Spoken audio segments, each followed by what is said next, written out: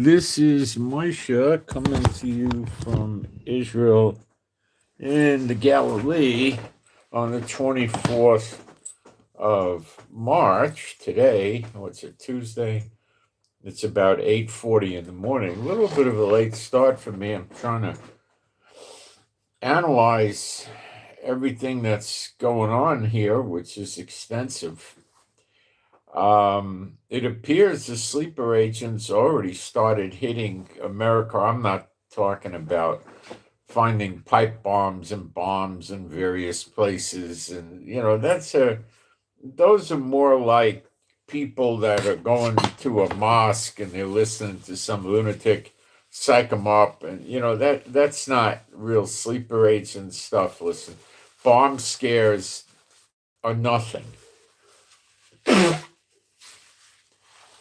When they actually make things go boom, that's something, which is what just happened in Port Arthur, an LNG facility. That was the third energy attack in about 10 days in America. And we're going to go through those. And does it look like the sleeper agents have begun to work? It certainly does. And it looks like they're attacking from the Gulf of Mexico with drones, which is very easy for Iran to do. They just have ships that look like commercial ships, and they carry a lot of drones inside, and they just launch them. Does America put iron domes or things or Patriots up around their critical sites like water and energy and stuff and the grid? No. No. And I'll explain to you why I think Iran, well, I don't know why Iran's doing it, but why I think a strike came just after Trump said he's negotiating with Iran and Iran really wants a deal. And the Iranians came out repeatedly, several people in their government that are very high ranking, said, we're not negotiating with Trump. We're not talking to him. He sent us something and we ignored it. We never responded to it. We're not having any negotiations with Trump. The Iranians do not negotiate while attacks are ongoing. Israel and America are attacking. The only thing Trump said he was going to not do was attack their energy, because they told Trump that if that happened, they were going to attack the energy throughout the Middle East. So Trump's in a snare and he doesn't know what to do, like the little old lady that lived in a shoe. Yeah, I know I said lady. And we're going to get into this today. And there's a real problem for you in America right now. It's not something that's going to happen. It's something that's been ongoing for at least 10 days. Okay? It started. The destruction of the DOB. It's begun. I mean, it began a long time ago, but it's begun in a way you can put your finger on it and point it out. Okay, we're going to talk about why gold and silver dropped so much. And we're going to talk about oil prices. And we're going to talk a lot about what the heck is Trump doing. Now, I want you to know that Netanyahu influences Trump a lot. Does Trump submit to Netanyahu? No. Netanyahu doesn't tell Trump what to do. He manipulates Trump. Okay? And Netanyahu is known in Israel years ago. I remember like 2000, going back a long time, 2013. I don't remember how far back, but going back a long time, Netanyahu was making peace deals with himself, with Gaza, just like Trump's doing. He would go out and say he made a ceasefire with them and they would just keep firing. He did it more than once. Now we see Trump doing it. You see? When did America go around and concentrate on targeted assassinations in war? They were never that stupid. They always went and did real war. You kill the soldiers, you kill their military bases, You blow up their bases. You don't go running around doing targeted assassinations. What good did the targeted assassinations do? So far, zero. I'd say zero, a perfect zero. They had no effect. I think Netanyahu does it. It drags out the war and it makes him look good.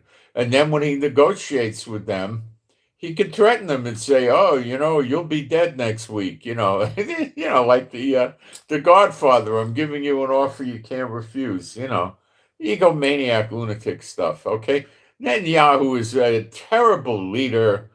The economy in Israel is awful. The discrimination in Israel is terrible.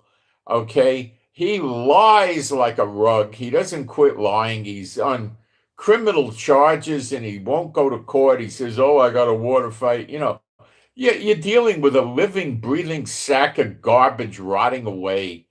And Trump likes him and is running with him. And the two of them are getting themselves in a lot of trouble with Jehovah. And I'll go through this with you today. They're going down. I mean, Netanyahu is like a curse on Israel. He'll go pretty quick. God will take care of that one, I'm sure. And Trump's becoming a curse on Israel too. I don't know what he's doing, but we'll break it down, okay? We'll come up with the possibilities. I think he's not that complicated, okay? I think what he's doing is trying to brace himself for sleeper agent attacks, which are working perfectly because they got no defense systems in America to speak of against drones. And drones are hovering over military bases and stuff like that. You're under sleeper agent attack in America, and they're never going to tell you. Never going to tell you. And the psychotic Satan bots that have these sites that preach fear to get you to buy their survival crap, they're even afraid to tell you it's sleeper agents now. Yeah, they're afraid to. They know it. They don't know what to do because it's biblical. And these are Satan bots, and they don't want to talk about prophecy getting fulfilled. You think they don't know about Jeremiah 50:51 and Isaiah 47? They know. They're not going to teach you, but they know. Okay, let me go into the live stream and make sure we got a live stream. It'd be very hard for me to make a case that this is not sleeper agents. Sleeper agents. Very hard. All right, we got sound and picture. Now I'm going to put a post up, which usually takes, well, let me read and see if we got any requests here for questions or prayer requests, which I will answer. Thank you, moderators. So much appreciated. What do we got here? So none of the Iranian echelon have been eliminated. No, they've been eliminated. It doesn't do any good to stop the war. They have eliminated them. But you tell me how it stopped the war. I've seen Netanyahu do this in Gaza and Hezbollah extensively, killing the leaders. It doesn't do any good. It does a little good, but very slight.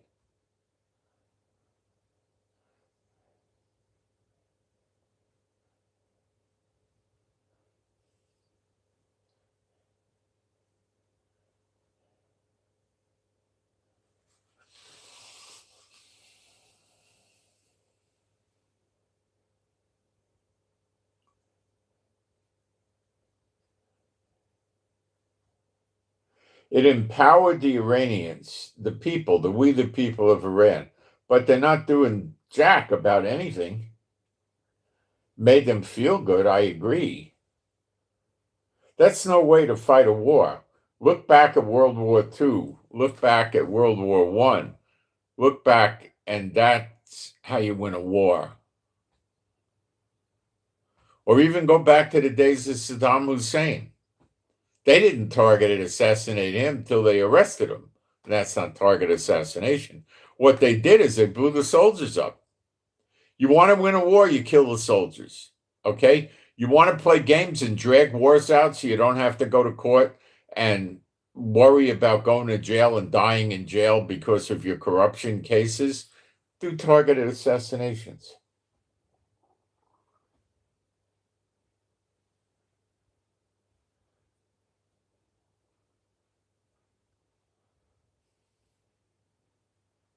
I have watched targeted assassination with Netanyahu here in Israel, and I have never seen it become effective. When they blew the people up with the pagers in Hezbollah, that was not targeted assassination. That was a lot of them got it at once. That worked. But you got to kill the soldiers if you're going to fight a war. You got to break their infrastructure up. You got to break their factories. You got to stop their water. You got to stop their power. You got to stop their roads, their trains, their bridges. That's how you win a war. They're playing games with wars that aren't wars. Trump tries to win wars without fighting a war.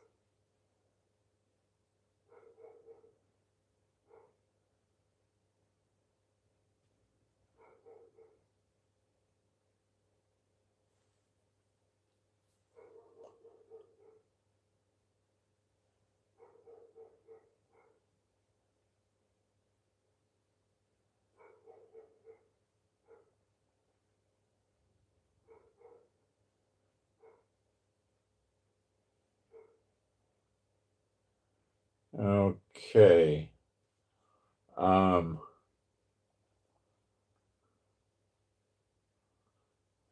We got a real crazy Trump running around, and he's kind of doing this repeatedly with the negotiations. But being a Bible believing site, Old and New Testament, I'm going to do some praise.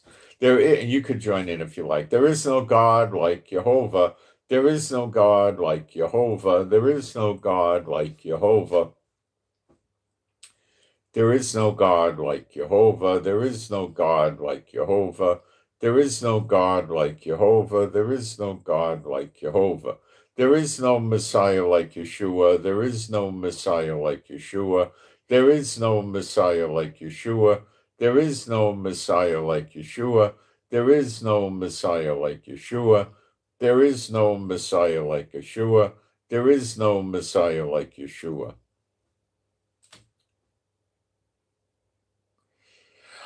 All right. So what are we dealing with here? We're dealing with Trump saying the Iranians wanted a negotiation. They want a deal bad, and we're talking. We've been talking for 2 days, and it looks good. What does Israel think? Oh, Israel will be happy. Any details? No. Is Netanyahu playing along with Trump? Sure. He is. He is. He's saying, yeah, we believe in Trump and this deal and all that. There's no deal. Netanyahu would start vomiting if there was a deal. He can't have it. He's not looking for a deal with Iran. What did he tell Trump when Trump was really negotiating with these guys in Oman and Switzerland?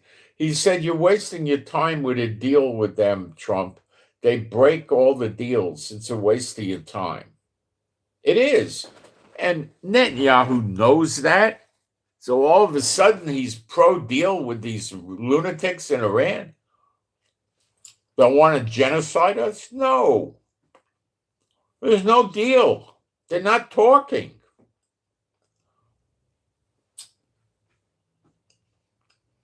Trump says, I'm giving you 48 hours and I'm going to blow your energy up. What will happen then is Trump will stop the launching of the missiles that are heavily falling on Iran, on Israel, amongst other places.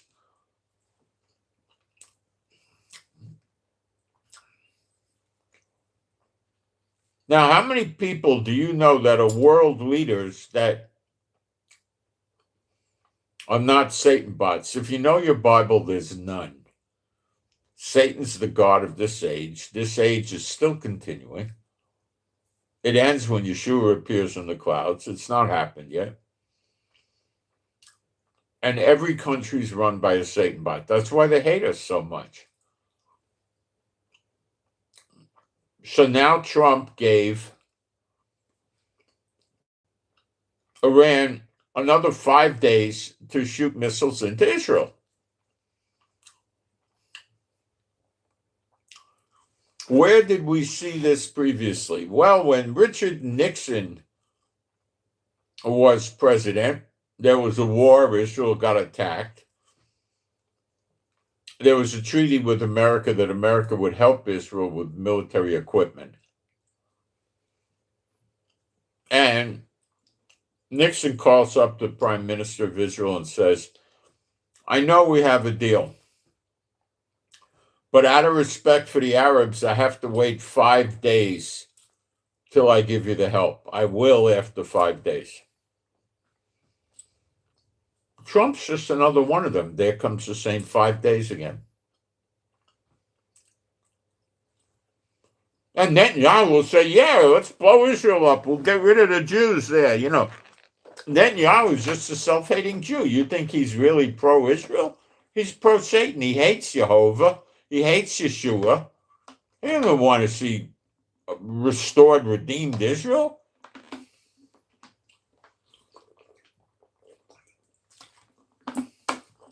And they got a fake Israel right now. And that's what they like. The beast doesn't like fake Israel. So that's why he's going to get rid of them. And they're going to... America's a big proponent of fake Israel. And they're going to burn the whore and eat her flesh. If you read the last line in Revelation 17, the whore is that great city, Washington, D.C. America's the great voice, the hammer of the whole earth. Who do you think the great voice is? The Muslims, the Catholics, the Hindus, the Buddhists, the atheists? Who? It's America. All the nations meet there. Where? In the UN, in New York.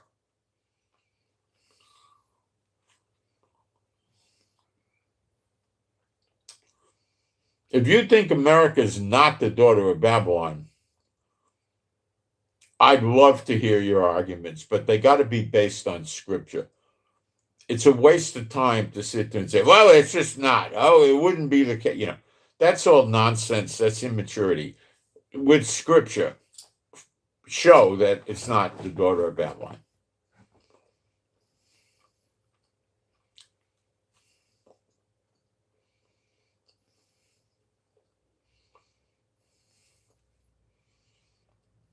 Okay.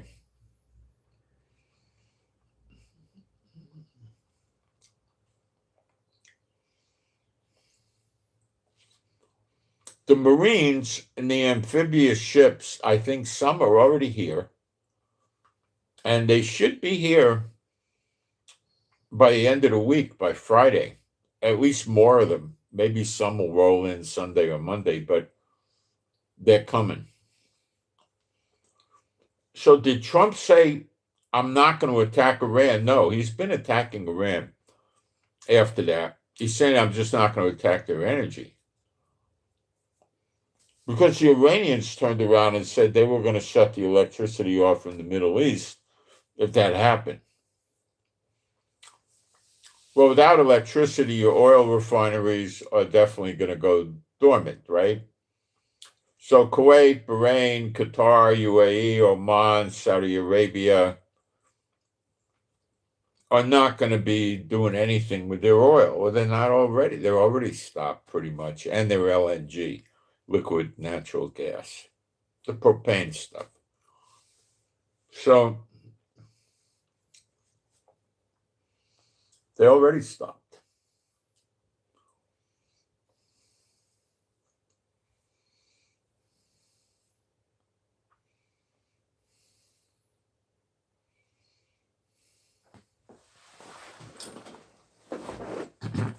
All right. They already stopped doing oil. They're calling it force majeure and shutting down.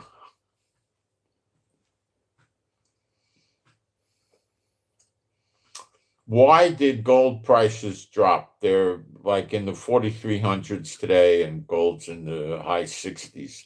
Silver's in the high 60s. Well, I think the real reason is a lot of speculators have moved their money investments to oil and natural gas because they're looking at this and they're saying Straits of Hormuz ain't open, Iran's not giving up, the Middle East oil's getting shut down.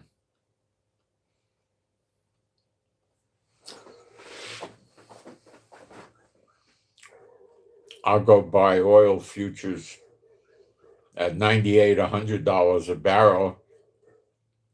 And if it goes to 200, I double. If it goes to 300, I triple. People are saying this will hit 500 a barrel before it's over. I don't say that. Others do. I say 200 to 300. Saudi says at least 200 it'll be. They should know. They're in the business. I'm not. So people are shifting their speculative money. Gold, they're sitting there thinking, well, if they're going to get, when gold was, let's say, 5,000, if they were going to get a 50% bump on gold, it would have to go to 7,500. That's a big run. To double, they'd have to go to 10,000. Well, a few days ago, Qatar or one of those countries was pricing oil at $173 a barrel, briefly.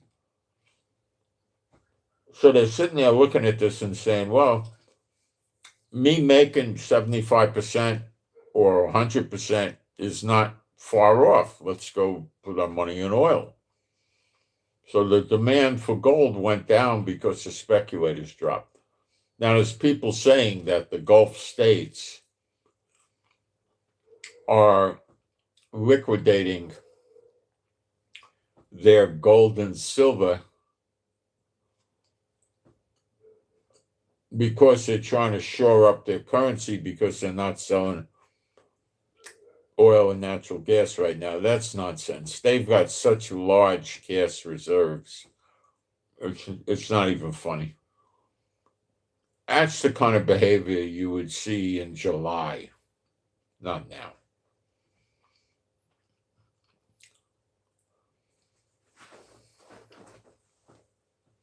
These Middle Eastern countries have very strong currency, like Saudi Arabia, UAE and Kuwait, and those guys, Qatar. Their currency is extremely strong, like America's used to be after World War II. Well,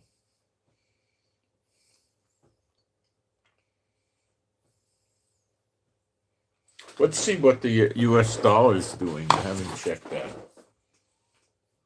We could take a quick look.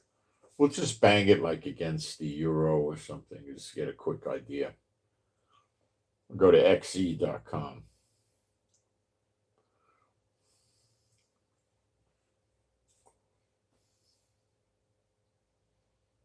Oh, I was hoping. Oh, there it is. It's just slow.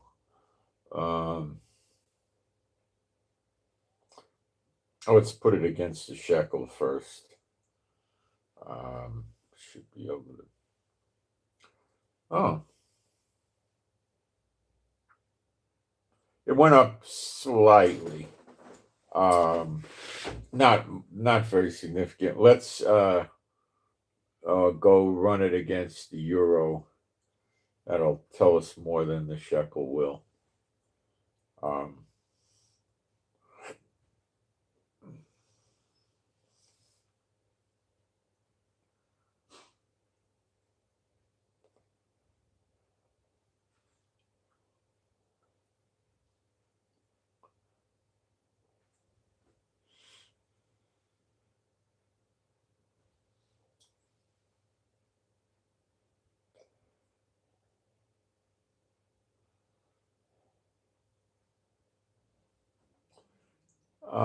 like it's running at about a $1.14. So a dollar buys, you could say, 86 cents of euro. You know, the euro buys about $1.14. It's not really very different. Maybe some very, very small adjustment in price. So that's not going anywhere. Trump likes the price of gold and silver going down. He loves it to death. He wants people backing his paper crap, his paper money. Now tell me he's a patriot. I want to hear it. I'll laugh in your face.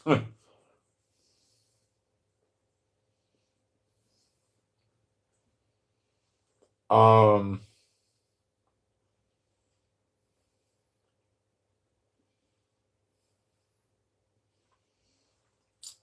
a little while ago, WTI, the American price on oil, was $91 to $94 a barrel. And the Brent, the European price, you could say 103 to 104. So did they bring prices down a little bit? Yeah, a little bit. That could have been Trump's lying about having a peace talk with Iran that's developing well, even though Iran adamantly defies that and says it's not going on. Iran would not have peace talks with America if they're being attacked by America and Israel. Forget it. Would you do that? You know, is Trump so sick that he'll sit there and say we made a peace deal with Iran and they're not going to do nukes and that's a great deal, and then pull out while Iran's still attacking everybody in the Middle East? Is he that delusional? I don't think so. He's up to something else.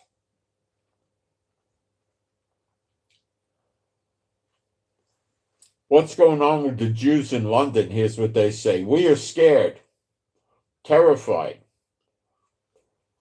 Jews on edge after anti-Semitic arson attack. No arrest yet as new Iran-linked terror group claims responsibility for burning of 4 community ambulances next to Golden Green Synagogue. Counter-terrorist police are investigating. Are they going to... I mean, is the guy that's the head of the counter police, is his name Mohammed? I don't know.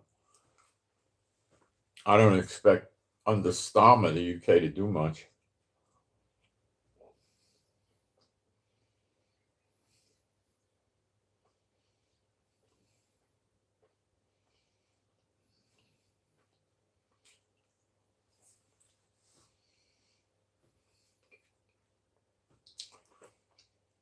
Do I see Trump just pulling out? No. I don't. What happens if he tries to carry out a whole kit and caboodle phony peace deal Yeah, Iranian and we signed a ceasefire. Here's the paper. It never happened, and he starts pulling out. Iran will continue attacking the Middle East.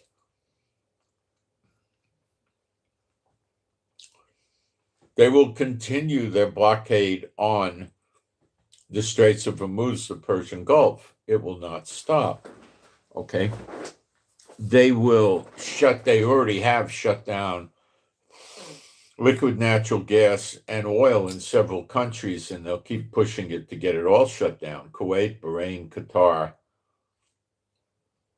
UAE, Oman, Saudi Arabia. Jordan doesn't export oil.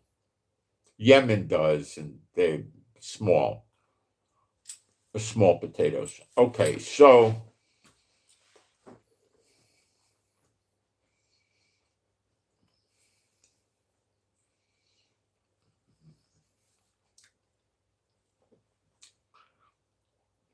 what do we got going on? Well, if Trump does that, the Iranians will have their day, and oil will go not to 200, to probably 300, 400, 500. Iran's not going to be setting the prices. The prices are going to be set by the market. There'll be tremendous fear in the market.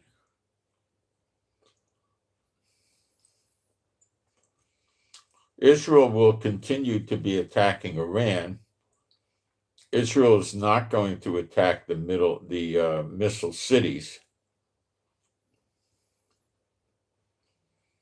because we can't. It took 250 to 300 bombs to shut one missile city down. They knew that. Then they wanted to shut some down, missile launching sites near Karg Island in the Iran mainland. They sent B-1s or B-52s over here to do the job. We don't have those.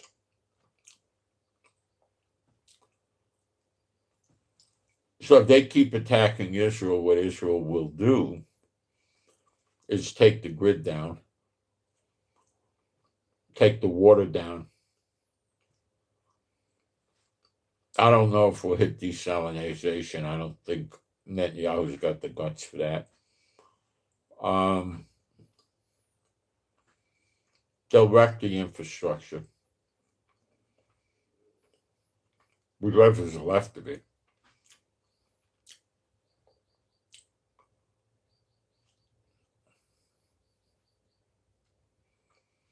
We still don't know how much of a shutdown effect you have on the missiles if you take their grid out. We don't know.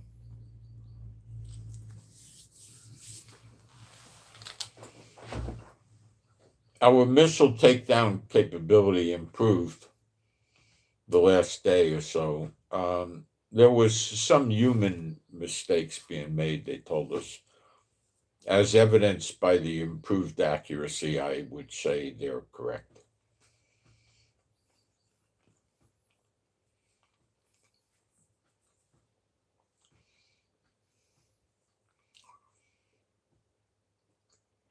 If Trump just walks away and does, I have a phony, I made a peace deal with them, we signed it, we're leaving, Netanyahu can do whatever he wants. The Iranians will chase him into America and attack there. They're going to see such fear. That's what they're going to do. A bully comes up to you in high school. Give me your lunch money. Give me your money. I ain't giving you nothing. The correct response for the bully would be to just attack him. As soon as he says, give me your lunch money, don't answer him, just smack him. I mean, what do you? That's the real answer. I grew up in the Bronx. That's the real answer. Maybe you might hear it come out like this. The guys say, "What? What'd you say, bro? What?" And then smack them. That's your only answer. You know, you don't sit there and say no. What happens next? He threatens you, you threaten him back. That's stupid. Break his kneecap. Break his instep on his foot. He won't see that coming. And you just walk away. No comment. Just leave. Once you start talking to him, you know. I was once coming home in the Bronx very late at night. I don't know, it was about 3 o'clock in the morning. Some guy rides up on a bicycle at 3 o'clock in the morning. What's this crackpot doing? And he approaches me and says, "You got a light?" I said, "No, I don't got no light." I didn't do it that loud. No, I don't have a light. Like I'm annoyed with him. It goes away.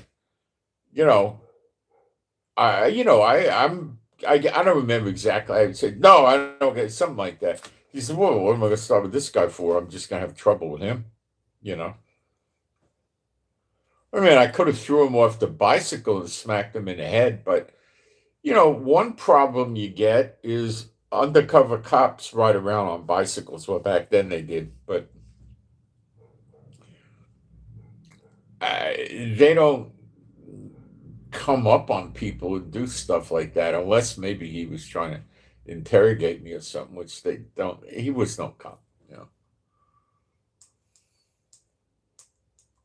He was just a moron. So yeah, they come up and when people are going to do something to you, like rob you, or if you're a woman, rape you, or something like that, kidnap you, hit you, or something, they're normally going to interview you. Now, most people never had a conversation like this in their life. Interview you? What do you mean? They want to have some interaction with you to see what your fear level is. Okay? I had a guy once come up on me or something like that, and I just sat there and I let my breath out and I let my shoulders down. I relaxed because you're faster with strikes and kicks and stuff when you relax than you are when you're tense. So he saw that. And, that was it. I failed the interview. I was getting ready to take him to the hospital. You don't want that. They want to interview you. Now, it doesn't mean the interview is verbal. With a woman, they'll start following the woman to see if she's going to start walking faster, what she's going to do, and stuff like that. A woman digging into her purse and taking out a shiny metal object that she's concealing, that's what that makes her fail the interview. Oh, she's a cop. Oh, she's got a gun. Oh, I don't know. I don't know what this is. I'll get out of here. He's looking for some woman that's going to start walking fast, looking fearful, looking around, getting nervous. That's what the rapist or the mugger or whatever wants to see. Okay?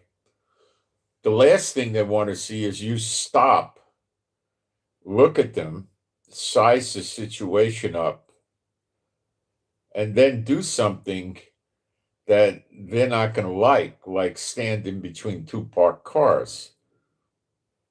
So that limits his access to you. He has to come to you in one or two ways. He comes to you on the sidewalk and then walks in between the two cars, right? Or he goes out into the gutter and then comes in from the street into the in between the two cars. But how does he know that I don't want to get him in there with me in between the two cars so he can't run away and I could just start smacking his head in the car? He doesn't know what I'm up to. Okay. So is he going to take a commitment like that and walk in there which he knows I'm going to attack? And now we're in close quarters. You see, people that run around on the street looking to take other people out like that, they are not uh, accomplished martial arts people or fighters. The chances of that is 1 in 100. Okay, that's not it. Okay, if I had loan sharks or bookies chasing me, it wouldn't look that way. It would look like, they'd approach me by name and call me and say, hey, we got to talk to you, we're just here to talk, something like that. But I don't have anybody like that. Nobody's looking for me, you know. Uh, Collection agency people don't do things like that. They're not criminals, you know. I don't have anybody chasing me. I see something like that, it's just random street punk. And these people are not usually good at anything like that. They want to fix, okay? They want to get $20, $30 to go buy drugs. That's what they want to do. Some people would carry a phony wallet, and the guy will come up and present a knife or something. Usually he doesn't have a gun. If he has a gun, he'll sell the gun and buy drugs and then go rob people. That's how they think. If he has a knife, it's probably a rusty knife. You could probably just break the blade like that. But it may not be. It's some cheap, junky knife. It could still hurt you, and he's going to come up and display the knife. So what some people in a big city would do is they have a phony wallet. Keep $20, $30 in there, $40, something like that. So the guy, you keep phony credit cards in there, like things that look like credit cards or expired credit cards, and the guy takes that and he looks at the wallet with the money, right? And he's gone. He's got money. All he wants to do now is get a fix. He doesn't care what you do. He's finished with you. The encounter's over. He just wants to go score. He's got to go find his pusher man and get a fix. That's it. That's all that's going on with these people, Now, with a rapist, you got another problem. But, 80, 90%, well, probably 80% of the rapists know the victim and they watch the victim for a while. It's probably more rarer than what I'm saying. I think it's probably very rare that you have rapists running around and just look for a random woman all of a sudden and say, oh, let me go rape her. Those are the ones that probably are going to get caught,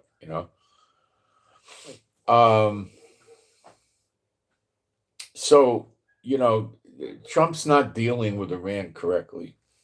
Okay. He doesn't understand them.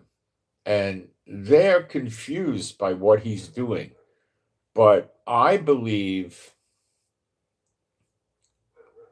that they got insulted and infuriated by Trump because he was saying they came to me and they very badly want to deal and want to talk. And the Iranians don't like that because the other nations, the other Muslim nations, see them as weak. So let me give it to you a conversation like this another way. Your cops pick a guy up for suspicion of some burglary of a jewelry store where $5 million of jewels were taken, right? And they pick him up and they take him in, and then they make it look like he turned into an informant. Okay, they let it leak to other people in the jail or something like that, and then they turn him loose, and then the other criminals know he's an informant. They don't want to have anything to do with him. Does that mean they're going to go kill him? No, on TV it does, not in real life. They just don't want to have anything to do with him.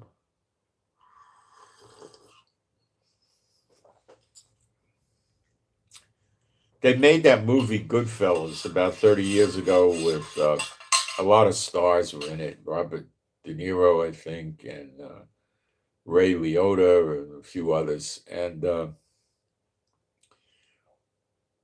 one of the guys was selling dope, and they like you in the movies, they like you to make believe that the mob wasn't selling dope back in the 70s and stuff. Well, maybe in the 60s, the early 60s, they stayed away from it, but not really. They did. They didn't publicize it. They had two kinds of crime guys there. They had the ones that would do bookmaking, loan sharking, fencing, sometimes counterfeit money distribution or stolen credit card distribution. So they had guys that would conduct a burglary and rob things from a business, and they'd sell them. A lot of times they would rip a truck off, okay, that had televisions, and they'd bring them into somebody's warehouse. And let's say the televisions back then cost, I don't know, $300, okay? So they would sell them for 100, 150.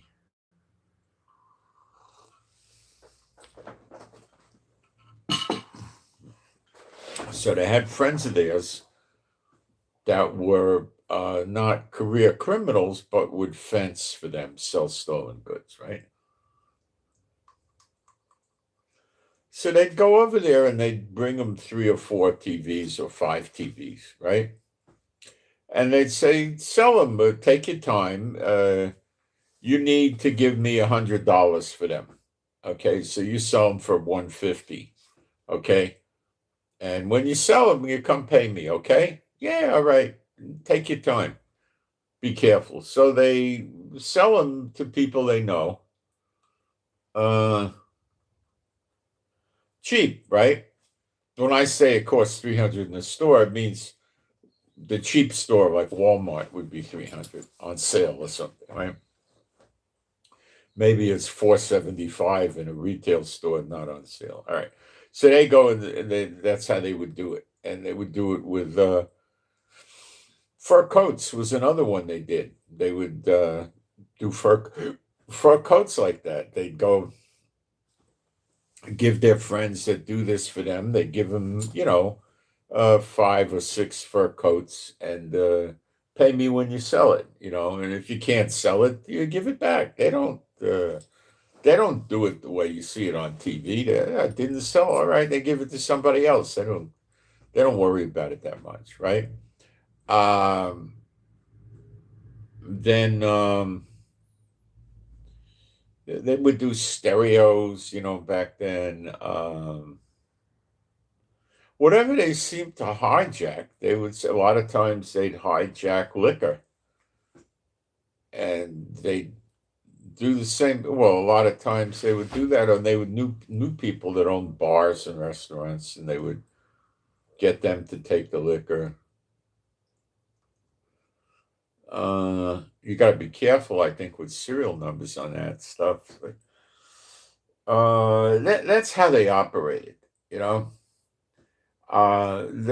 was another faction of them, and some of them would bounce around that would do narcotics. They'd get a 100-pound duffel bag of marijuana, and they would sit down with a scale and make it into 1-ounce bags with plastic bags and go and give it to their people that would sell it and stuff like that. But a lot of them like to stay away from that, because if you got caught selling, the TVs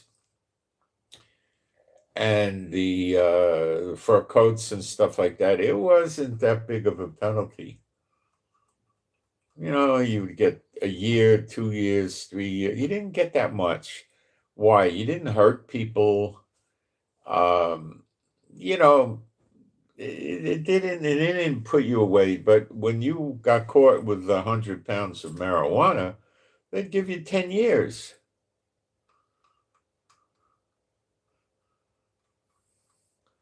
So they got scared that if you got caught and you didn't want to go away for 10 years, maybe you had priors and the 10 years would be even longer, it could be 15 or 20 years, They didn't want that. So they got scared that you would roll over. And if you rolled over on them, then they might all go to jail for a lot of things, with witness protection program and stuff like that. I don't know how true it is, but I was told by people that kind of knew what they're talking about, that they have hitmen that would work for the mob for organized crime that specialized in killing people that went into witness protection for revenge. And I said, how does it work? And he said, they wait years and years for somebody to make a mistake, to go back to their family, to visit, to meet them, just stuff like that. And they would just, I don't know how it worked. I mean, they can't surveillance these people and stuff like that. So they were given a hit contract, probably for a very large amount of money, like $250,000, $500,000 or more. And they, had, whenever you could fulfill the contract, you got paid. The associates of the one that went to jail would do it. And now I don't know how true that is, but I was told, and it maybe is true. I don't know. Most people in witness protection that screw up get messed up because they're doing stupid things, like they go back into crime and they get caught. Then they go into the system and they're in jail, and somebody sees them in jail and recognizes them. They might get you out of jail if you get caught doing something. And then again, they might not. It just depends. And if it's might not, and you get into the system and then somebody recognizes you, then you could get killed in jail. And if you get killed in jail, it hurts their witness protection program. So that's why they might, the first time, get you off the hook. But if you keep doing it, they'll get rid of you.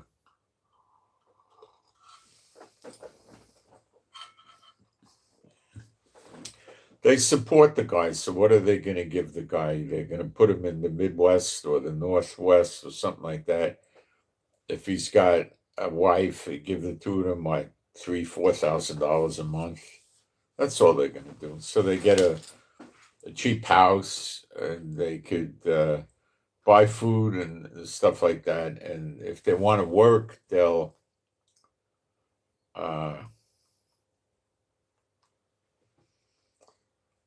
give them some sort of a cover story with references. And, a lot of times they'll get them a driver's license. They'll get them in their phony name, they'll get them a credit card that maybe got $1,000 limit on it or something like that, a Visa card, a card, one card.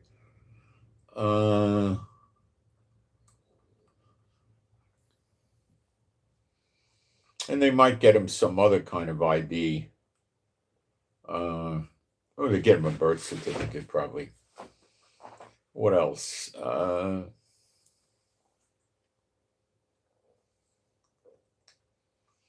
lot of times they get a credit history for them. I think the CIA probably owns the credit bureaus, or the big ones anyway.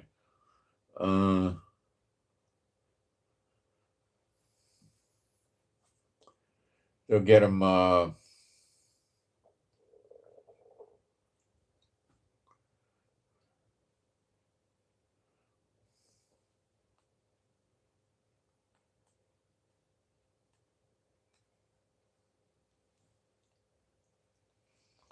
That's what they do. And then they tell the people that just you got to stay away from your old life. You don't go visit. You don't have them visit you. You don't email them. You don't telephone them. You don't send presents or Christmas cards or anything like that. You just stay away. And a lot of them will try, they'll stay away for a number of years and then they'll think it's okay and they'll go back. Well, I think if you waited probably 10 years, you might be safe. But if you go back to a neighborhood where these criminals are and people see you and they pick up the phone and say, hey, this guy Tony that, turned state's evidence, he's running around here visiting his cousins. And, one thing leads to another. And then the next thing you know, they're walking down the street and boom, a guy drives up in a car and they shoot him 5 times or something. So anyway, let's get back on Trump. Trump is acting really like I never saw or heard of any president act. It's freaking bizarre. This guy did not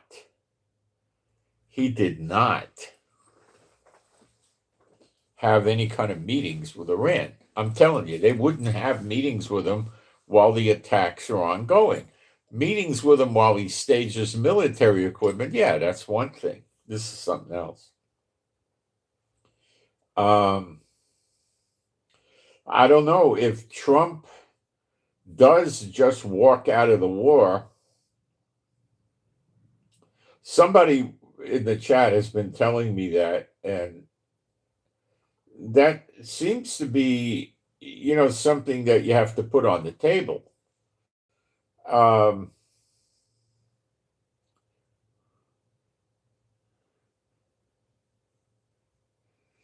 You got to put it on the table, but I promise you, beyond any shadow of doubt, that this is not going to stop Iran from attacking America, homeland, or anywhere else. I promise you. And it's not going to stop America from attacking these oil-producing countries. They're going to keep going after them. Okay, and they'll keep going after Israel. Now, if America goes out of it, the chances are, like Saudi and I don't know, one of the other ones, UAE or Qatar or something, we're talking about attacking back to Iran. Well, they're going to have to attack Iran. But since most of Iran's air defenses are down, not all of them, but most, they'll do pretty okay. But, they're not really bright enough and strong enough and got guts enough to do it. It's gonna take a lot of other countries kicking in. Like if Europe joins in, yeah, Europe and the Gulf states join in without America and attack Iran. If they bring Israel into it and they listen to Israel about how to do the attacks, it'll work. But it's going to devastate the country. Okay. 10 days ago, a port in Houston for LNG got damaged, fire, explosion, I believe, and they had to bring the hazmat people in because the toxic smoke. 3 days ago, or maybe 3 to 4 days ago, a New Mexico pipeline exploded. I don't know if it was LNG or oil. It doesn't make much difference. And let's talk about what happened last night. Actually, late in the afternoon, American time, yesterday. There was an explosion and a fire at the Valero refinery in Port Arthur, right near where the first event was. It was apparently a drone attack from the Gulf of, the Gulf of Mexico, now the Gulf of America. This operation is the largest export terminal for liquid propane gas, and I believe it generates 335,000 barrels of something, either oil or natural gas. I didn't get that clear, but it doesn't matter for purposes of our conversation. It seems they're focusing on LNG, liquid natural gas.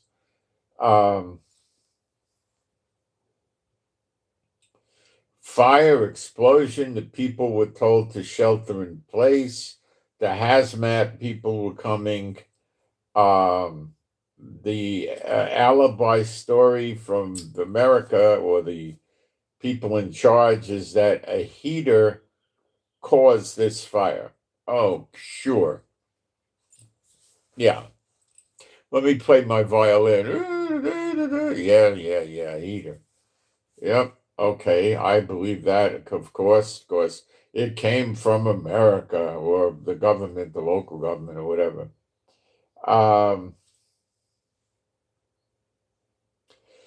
Now, what else happened? The IRGC took credit for the explosion on social media, saying it was an Iranian drone that came in from the Gulf. Now, if you like to play games and you put up on social media that you're the IRGC and you're taking credit, they'll kill you if they find you, and they'll look for you. If they didn't do it, they're going to consider you a very dangerous threat, trying to cause international incidents leading to the destruction of Iran. They'll kill you. This was real. Trump insulted them by saying, oh, they very much want a deal, and we've been talking for 2 days. That's a grievous insult to Iran because they didn't do it. And they're making the people in Iran think that the government is weak. So I'm not so sure Trump did this because Trump's going to run away. But Trump is a baby and he doesn't have the guts for this. But I don't think that's his motive. It's rather stupid, below Trump's level of sophistication, actually. But remember, I told you Satan bots are like children? They are, okay? And this is how a child would behave. Some kind of a plot a kid would work up, you know? 3 attacks, I believe it's all on LNG, maybe oil, whatever, it doesn't matter. Energy in America in around 10 days or 11 days. No, this is it. This is sleeper. Well, I don't think it necessarily is sleepers. It could be coming from the ocean. Maybe they flew the drones over and the sleepers took over the uh, controlling the path of the drone.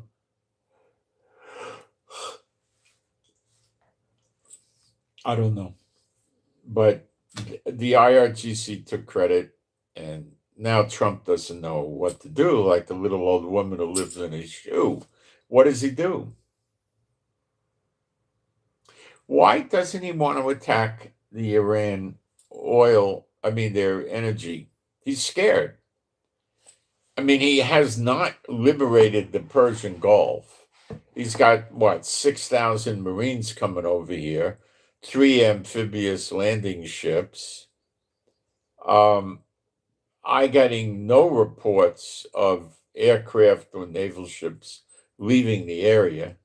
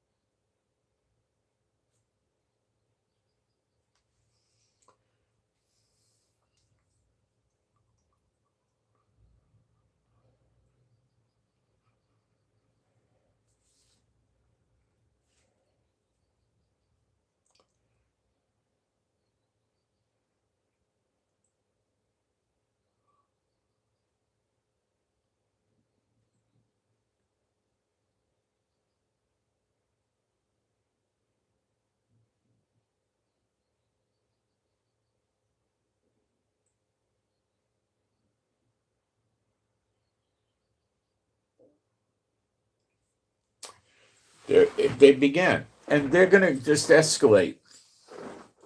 So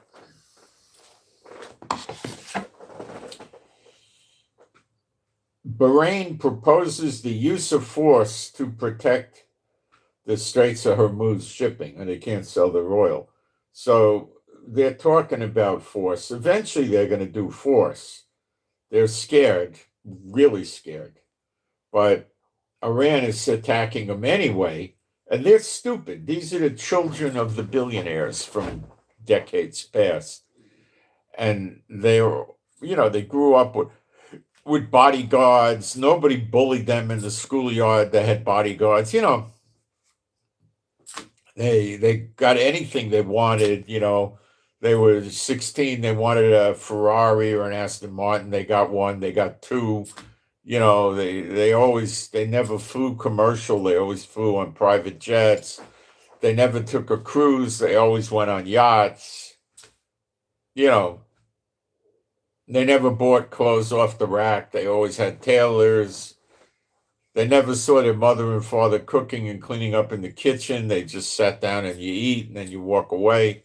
And the table gets cleaned. You don't know what happens. You don't care. And who are your friends and associates? Your family and the other wealthy ones. That's it. And these nincompoop morons that serve Satan, and they're all Satan bots. Their family teaches them who Satan is and stuff. They can't be leaders if they're not Satan bots. And, they're idiots. They're idiots. They don't know what to do. They're scared.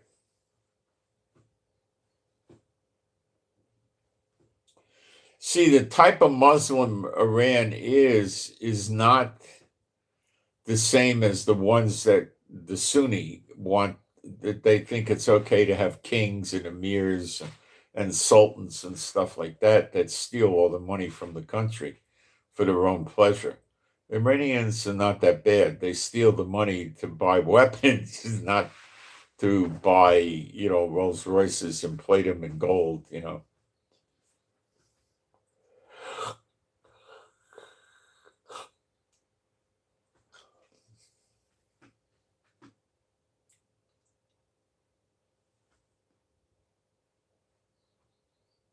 So what does our fearless leader Netanyahu say?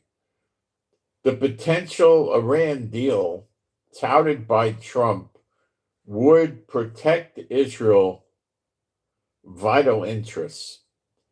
Israel will continue to strike Iran while talks are ongoing. I said, if Iran's going to talk to them while they're being struck, and the Americans are going to talk to Iran while they continue the blockade on the Persian Gulf. Yeah, I'm not so sure about that.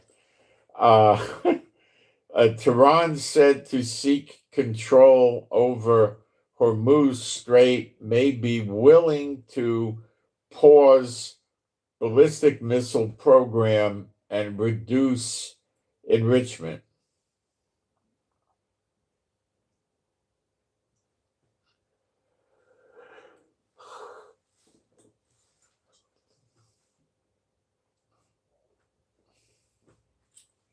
Iran never, ever negotiates while they're under attack. Unless they're really desperate. But then why would they deny it? If they were desperate and they were going to Trump for a deal and they denied it, Trump would call them up on the phone and say, cut that crap out or the deal's off. You're making me look like a liar, you see? The USS Gerald Ford just docked in Greece, in Crete, yesterday. It could have been the day before yesterday in the evening or something. I don't know, around then. So it took its sweet time getting over there.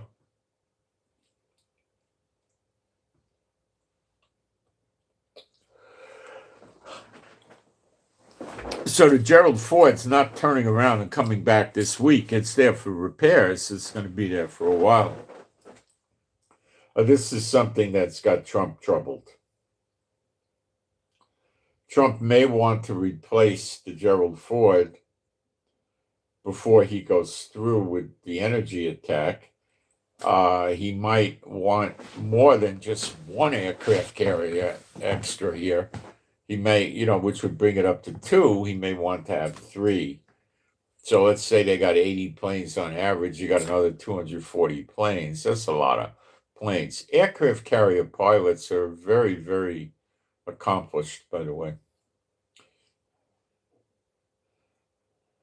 I mean, it's nighttime in the rain in the ocean with waves, and you're landing your plane on the aircraft carrier.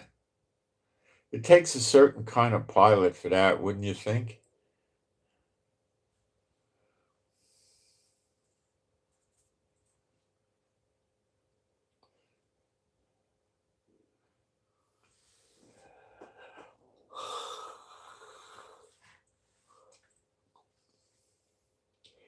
Now, listen to this. Speak of end times. I'm not going to, no comment necessary. I'll just tell you 26-ton meteor crashed into Texas. That's Texas. California meteor sighting becomes third in 1 week across the U.S. I'm not going to comment. Okay. Is that signs from the sky, end times? What do you think? The way you're going to tell things is really end times is by looking at all the things that are happening at the same time. The media and the government try to isolate each event by itself. That's not how you do it. You look at the whole picture. Okay?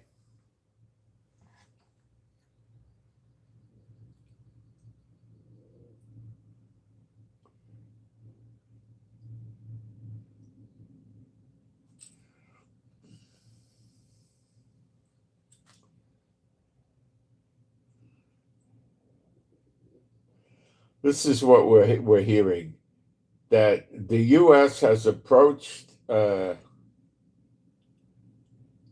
Iran is saying this. They've approached Iran with a proposal for talks between Vice President Vance and Parliament Speaker Galilee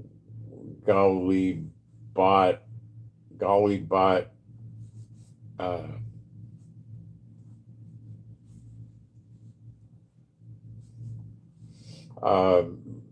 Iran has not responded so far.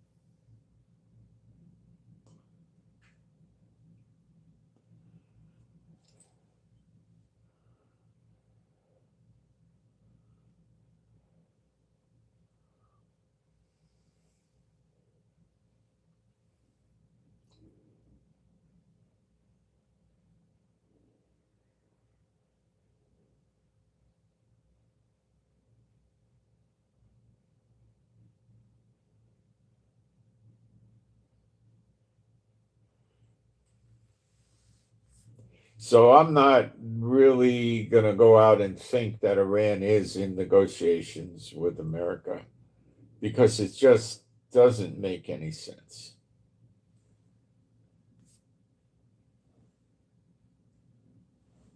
I just don't get it.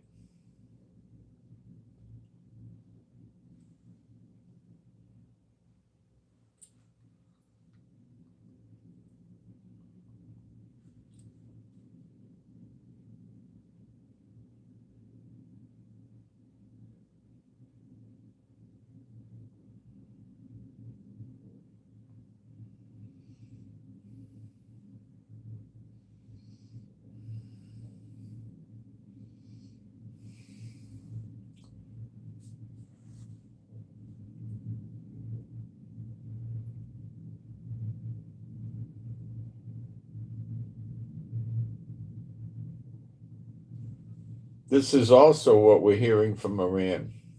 The Defense Council of Iran warns against America actions to open the Straits of Hormuz.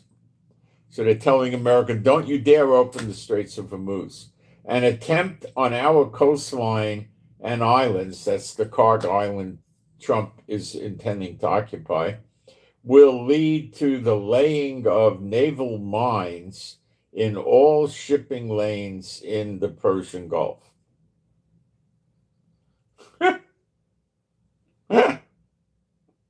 Yeah, the peace talks are going really good, I'll tell you.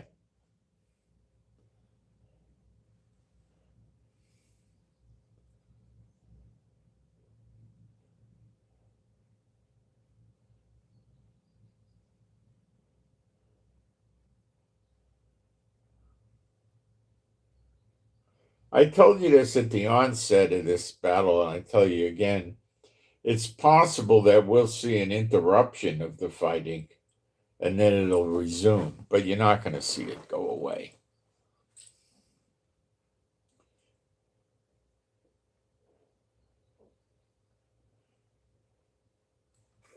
Now, we got a great quote from our economics minister, Bezalel Smotrich, but unfortunately, I don't think this democracy government of Israel ever in a million years going to do anything like this. But here's what it says.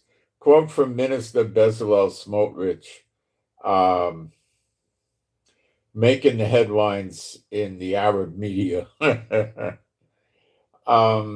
Litani River should be the border between Israel and Lebanon. Just as we control 55% of the Gaza Strip.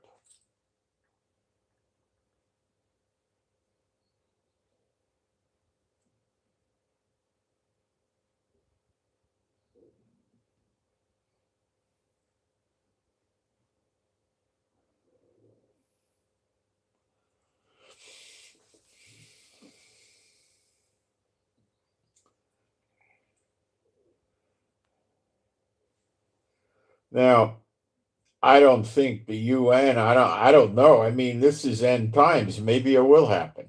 I don't know. Maybe.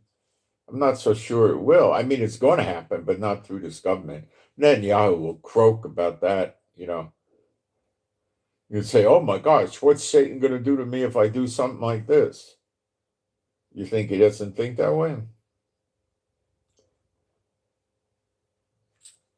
So some of the Marines are already in the area of the Middle East for this episode of attacking the Karg Island. Okay.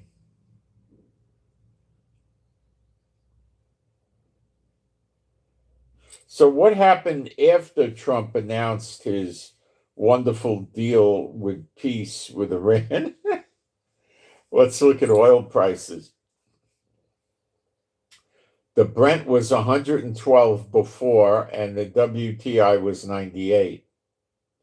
After he announced his 5-day delay due to negotiations, the Brent went down to 97 to $100 from 112. And the WTI went from $98 down to 87 to 95. So he managed to drop oil prices, which seems to be important to him.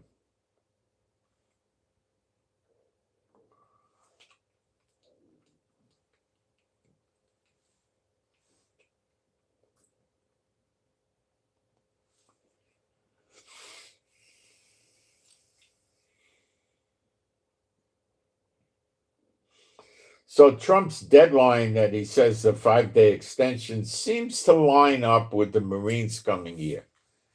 But if he puts the Marines on Karg Island and takes it over, so what?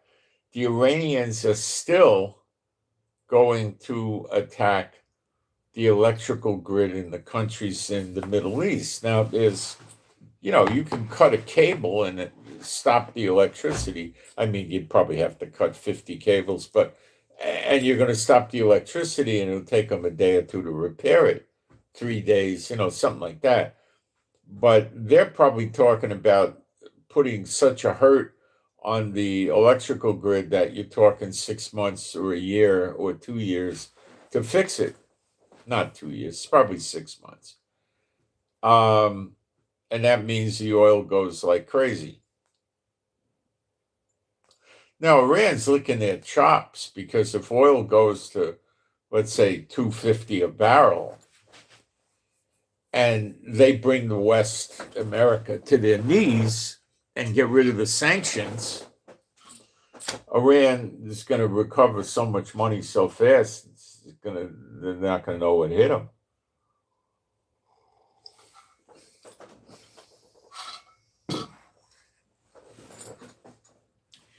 You can't knock out the Iranian missile cities with bombs and missiles. You got to take the grid out and try to stop the power. That's what you got to do.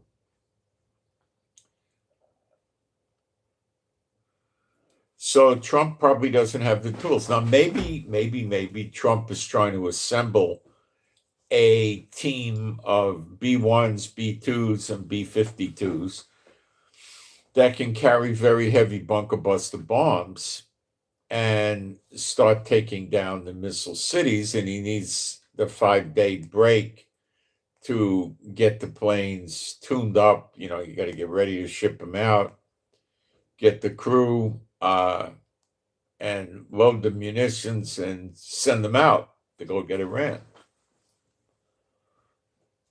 Maybe that's all he's doing.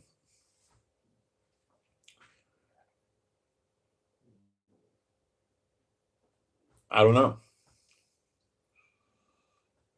I don't see this as Trump just running away. It could happen. I'm telling you, it could happen.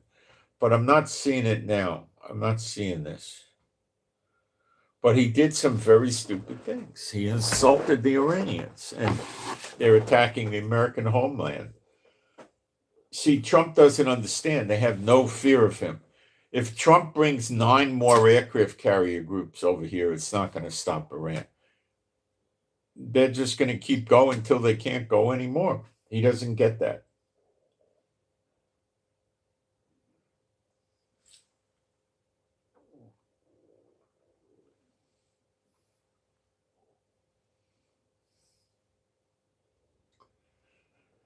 If it was real, Netanyahu wouldn't be going along with Trump.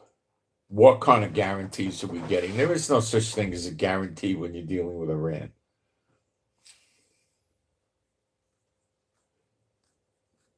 Trump worked a deal where they're going to give up their missile cities. Are you kidding me?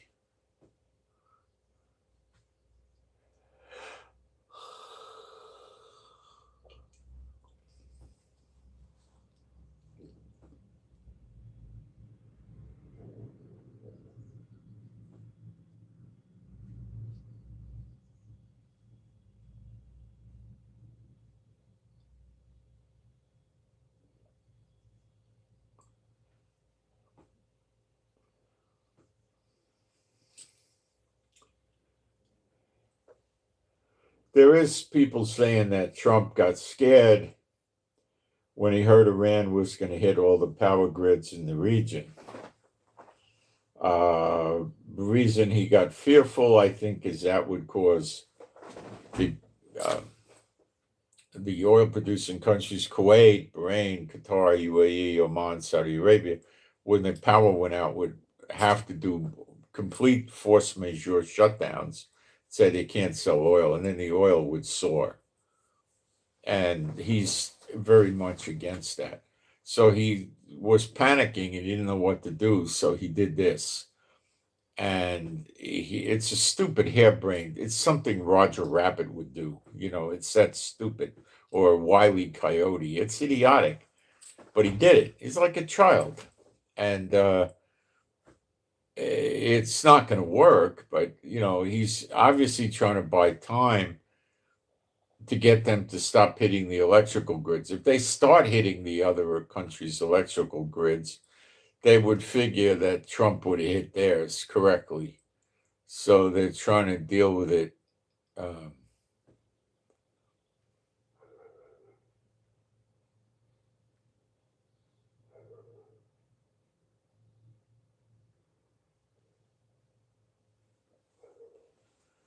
Um,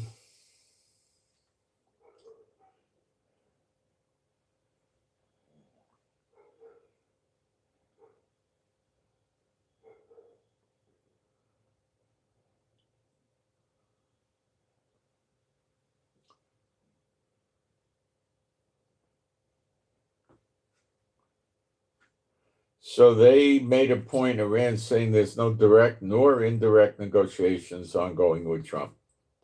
So we got a real conundrum here to try to analyze what the heck this lying Trump has got in mind. I mean, it's a blatant lie. The Congress has to know about it. They're not impeaching him, so they probably believe it's some tactic of his.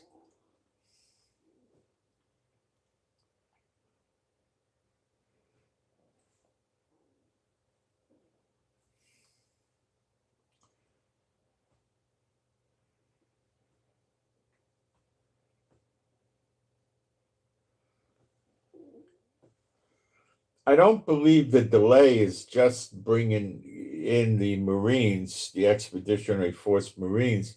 They're not going to make that much a difference. They're not going to be able to stop Iran from hitting the electrical grids in the Persian Gulf area. How? They're not.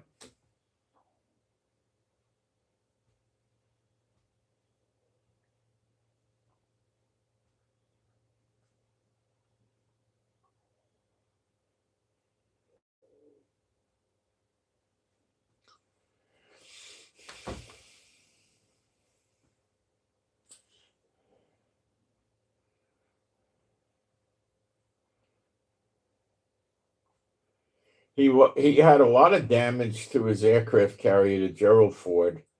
200 guys got hurt. It went to Saudi Arabia for quick, hasty, band-aid repairs, and then it went from there to Crete in Greece, probably for more substantial repairs, and then it'll probably come back to the Middle East. But how long that takes, I don't know. Maybe 2 weeks, maybe a week.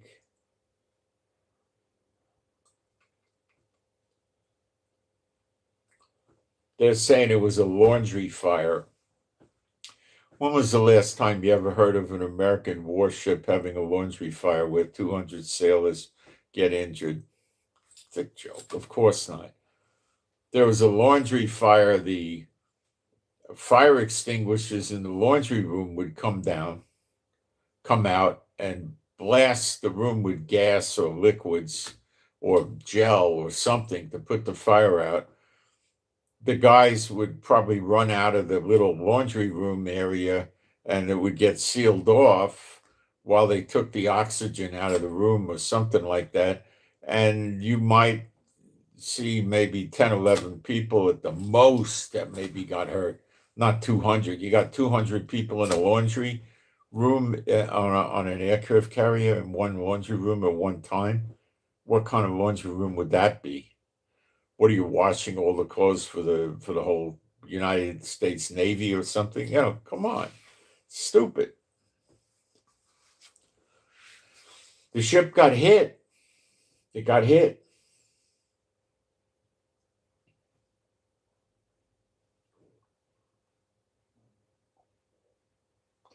Now, Israel started hitting the power stations in Iran yesterday. I believe we stopped, but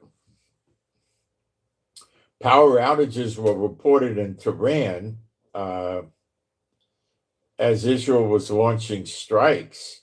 Residents were reporting widespread power outages across the capital of Iran. The Israeli military said that it had begun a new wave.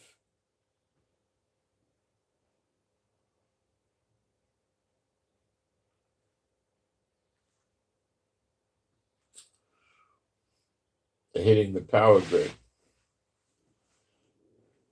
Now we're seeing the U.S. Embassy is offering busing to Amman Airport in Jordan. That's kind of near here where I am. For citizens seeking to leave Israel, for Americans. So they're talking about dual national Israelis that want to get out of Israel. You can't catch flights. What the Netanyahu critter has done is he's letting one aircraft every hour go out, and it can only have 50 people on it, not 350. And I covered that with you. First thing that's going to do is to raise the price. I expect you're probably going to be at around $3,000 round trip. I haven't checked, probably something like that.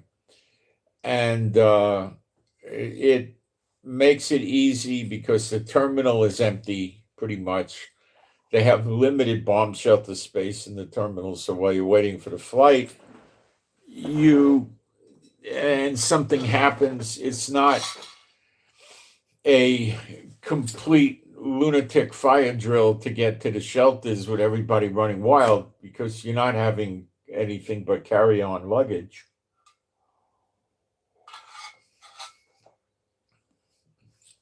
There is no checked baggage, and the carry-on is probably tightly enforced. So the alarm goes off, the red alert goes off, you can make it to the shelter. There's only 50 people heading to the shelter, and there's plenty of room in the shelter.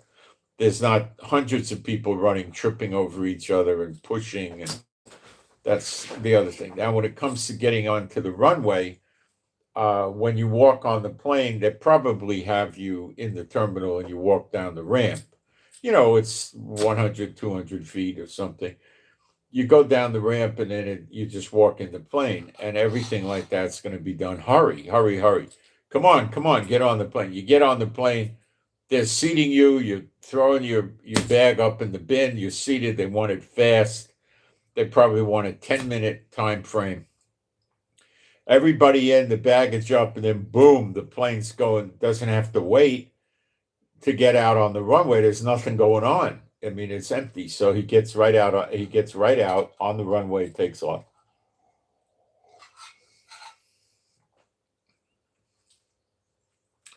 Maybe a lot of these flights go to Cyprus and then you go somewhere else. Maybe some of these flights are going to Europe, then you go somewhere else, and maybe even there's some going to America. I don't know.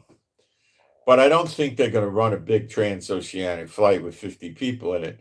I think what they would be more prone to do is run you to Cyprus or Italy or maybe even France or something, and then put you on another plane that has the usual amount of people.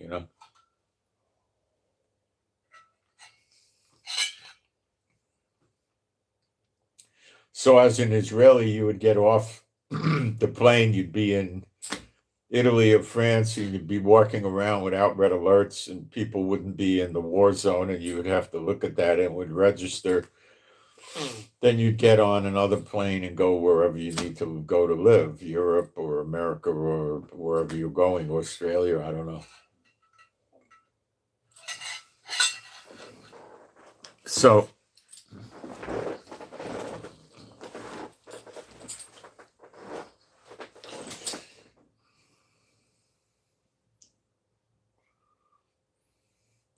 does America make it easy for Israelis to go get a green card in America and live in America? Not usually that easy, no. They don't want them. Biden and Obama wanted Muslims, not Jews.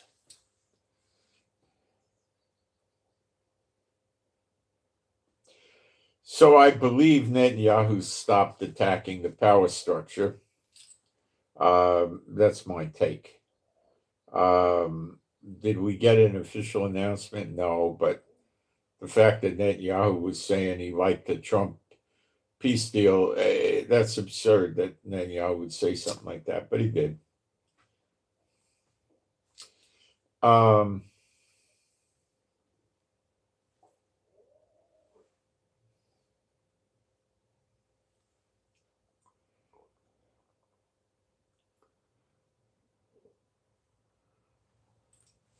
We got a prayer request here for SB, Sierra Bravo, SB. How do I word this? Let me think. SB is getting repeated repairs on an elderly car, an auto. And they're large bills and confusing to SB. So I'll get a prayer request. You guys can agree. Or let's just put it out and you guys figure out how to word it. 'Cause I don't know how great I am at this either, but SB needs help getting the with what to do with the car. Help getting a good fair price to get it fixed, a good price and good work to get it fixed, and needs to understand what to do with this car to keep fixing it or get another car or something like that. So that's what okay, so that's my prayer request to you, my heavenly Father, B'Shem Yeshua HaMashiach, and you could word yours or agree with mine, and we'll try to get some help for SB in this area. SB is not a mechanic and doesn't go get under the hood with coveralls and start doing the work. Doesn't quite understand what is going on. Just understanding that it's become a money pit, throwing money in it. You know, like I had a friend, I believe he's dead now, used to have sailboats. And I had a boat once, and it was a bad experience. And then it was what was it? Something like a 23-foot boat that didn't even have much of a cabin. It had a little makeshift cabin, more like a canvas thing you could go in there and change without people seeing. Is about it. So what he said to me is a boat is a hole in the ocean you throw money into. That's how he described it. My experiences with cars was what I did was I thought it was more appropriate to get a newer car and make the payments, but I wouldn't buy them, I'd lease them.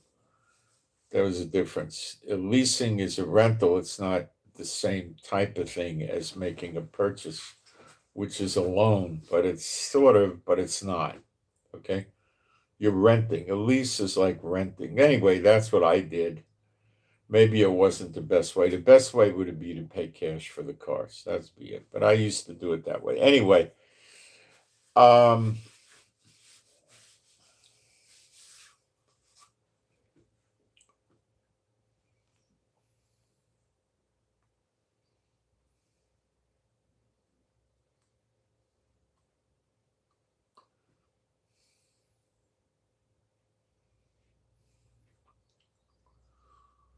so that would be one way of doing it. It gets to a point where you get into these cars and they get ugly. I used to, when I was in the DOB, I used to have a lot of money and I would buy expensive cars and I never kept them long.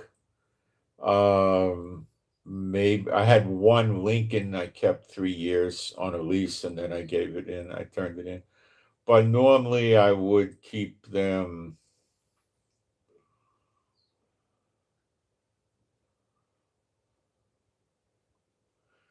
maybe 2 years. I didn't keep them that long. I didn't.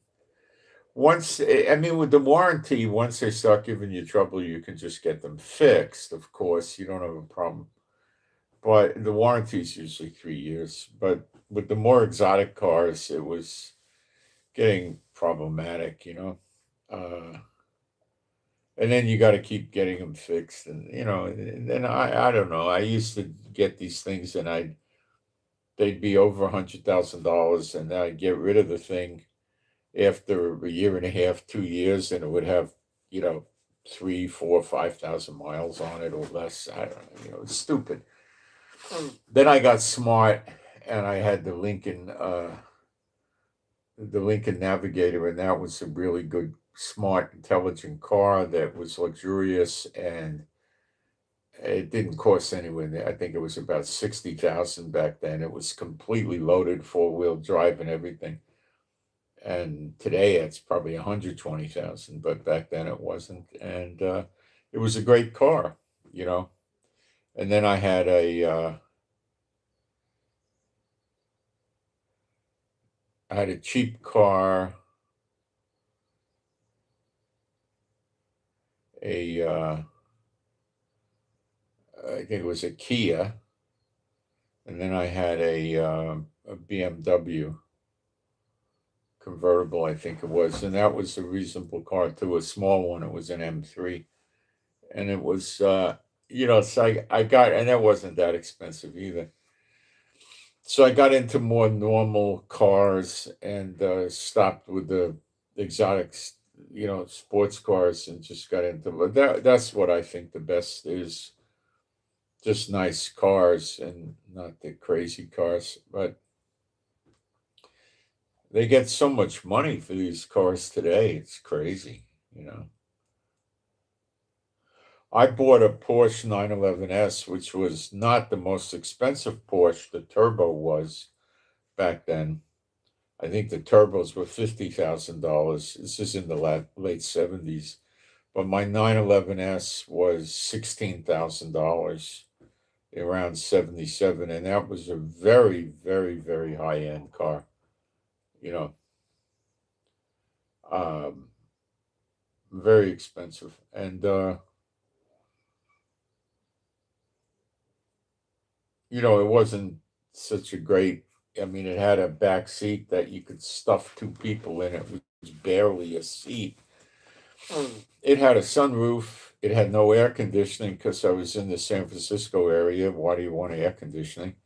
And it was, I think, 142 horsepower. It went about 130, 135, someplace in there. 0 to 60 was about 7.2, I think, 7.5, which was fast back then, but not that fast by today's standards at all. Then I got, around the early 2000 era, I got the Porsche turbos. I started buying those. Those were about $119,000, and they had 419 horsepower, I believe. And they were so fast, it was scary. It really would. They'd go about 180 miles. They'd go 300 kilometers an hour, about 180.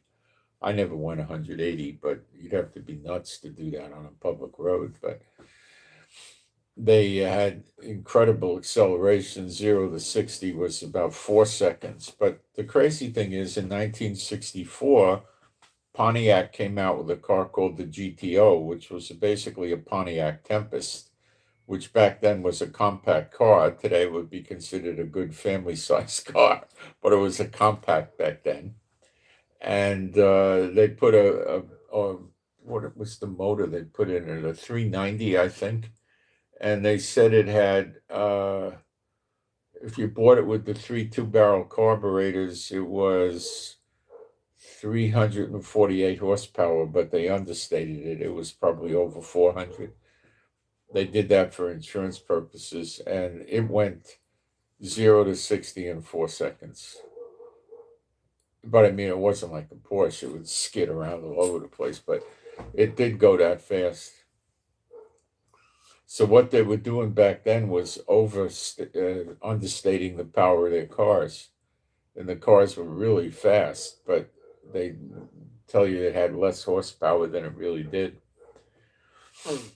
The big thing then was the Hemi had the 420, was a 426 engine, I believe, with 425 horsepower. That was probably 500 horsepower. And they put it in a full-size car, and that thing would scream. Oh, man. But they didn't have much handling, and they didn't have good brakes or good tires, so they weren't anything like the cars today. I know my Porsche turbos had computers in them that controlled all four tires, the power going all four tires. So it was almost impossible for you to skid to fishtail out when you made a turn, unless you tried something stupid like going 90 miles an hour and then making a 90-degree turn. If you did anything within reason, like making a 90-degree turn of 45 miles an hour or something like that, the computer would get you through it. Uh, you know, that was nice. It was four-wheel drive controlled by a computer. Today, they probably advanced it much, much further. But they also made the handling better today than they had it back then. And that's really more important than anything else. If you're going to buy a lunatic car, is to make sure it handles. See, chances you killing yourself are reduced. But smart people would buy a luxury car, not a stupid projectile car. All right, let me see what we got going on here with any questions or prayer requests.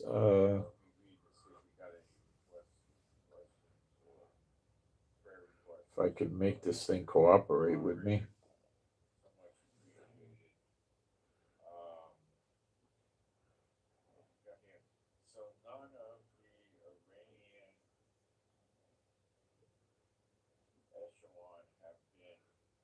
Yeah, I had Corvettes, turbo Porsches, the handmade engine BMWs, the M3s. I think they handmade, and then you had the special Porsche, the Mercedes. I had one of those with the handmade engine and all that. Yeah, Mercedes is a great car.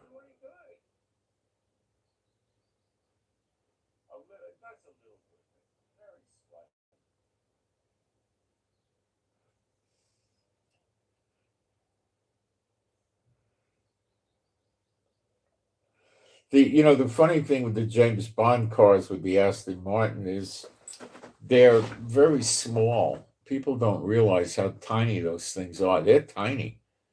They're cramped little interiors.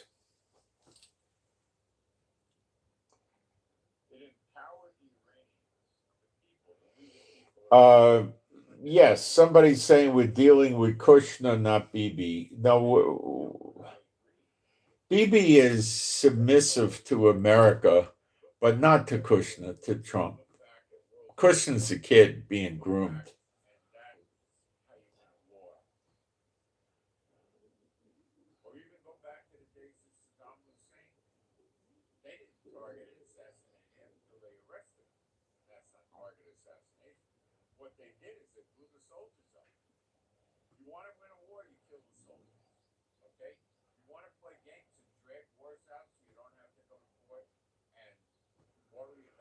Somebody's saying about getting out. I expect you mean getting out of America. Well, there's an exodus coming, and the true believers will be on it along with Israel. You need to learn that. You can read Exodus, I'm sorry, Ezekiel chapter 20, starting in verse 34, and you'll learn. No, is it 34? Starting at verse 30, I think. Maybe we'll read that in a minute.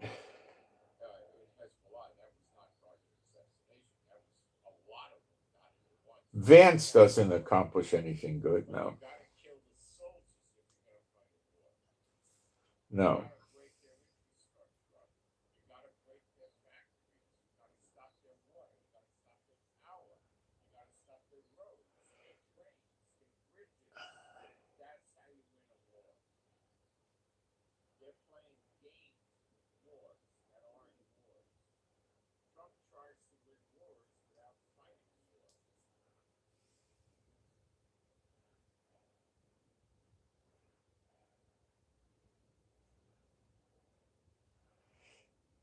The believers are not screwed. America's going down, but the believers are not.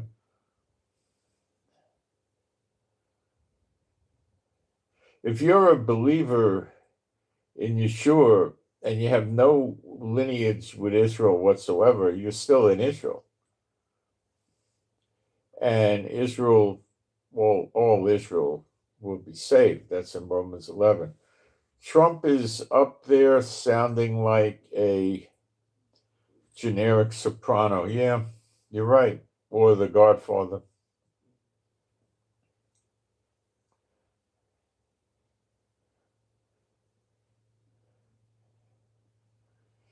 He may still prosecute the attack. He's just trying to buy time for some reason.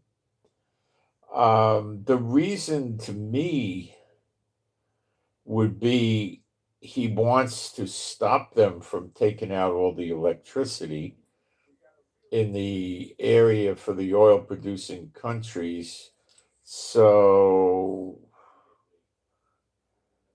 what he would probably need to do is get a lot of these really huge bunker buster bombs or a goodly amount of the 5,000 pound variety and put them in B-52s, B-1s, and B-2s and start taking out the missile sites. But I understand they had 100 missile sites before the war, and they took one out with regular bombs, and it took 250 to 300 bombs. I think they lost count to take it out.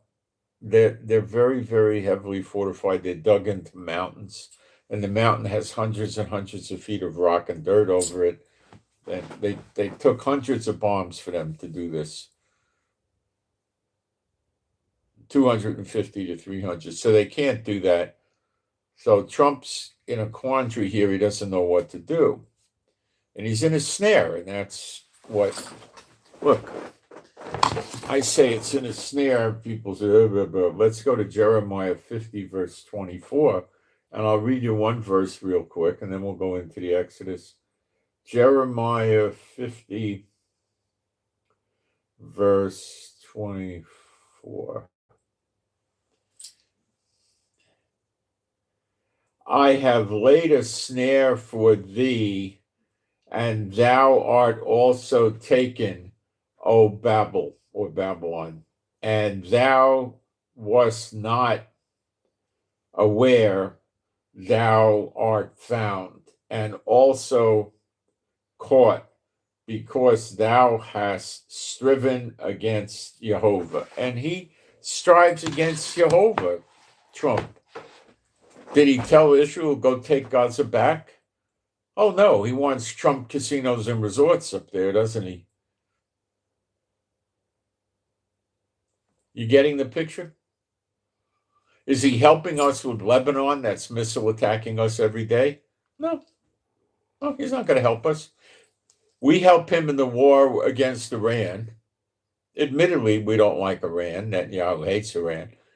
And then as a result, Hezbollah attacks us every day. And Trump says, well, you got to take care of Hezbollah. Leave me alone. I got things to do. He's not going to go help the Jews fight Lebanon. He'll work with the Jews to fight Iran because he had to. Iran was a threat to him with the oil in bricks being sold off the US dollar along with Russia. So he has Ukraine attacking the daylights out of Russia, and he has Israel and himself actually attacking Iran. And he might try to think, well, let me just pull away and leave Israel to deal with it like I got Ukraine. You can do it to Ukraine, but when you try to do it to Israel, you're sticking your finger in the apple of God's eye. God wants to make Israel the head of the nations. The nation that will not serve Israel shall be destroyed. These are things that are going to come to pass in the fairly immediate future. And, it's not a joke.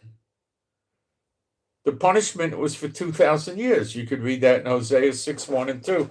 I'm going to take a fast break, and then we'll go through the next great Exodus.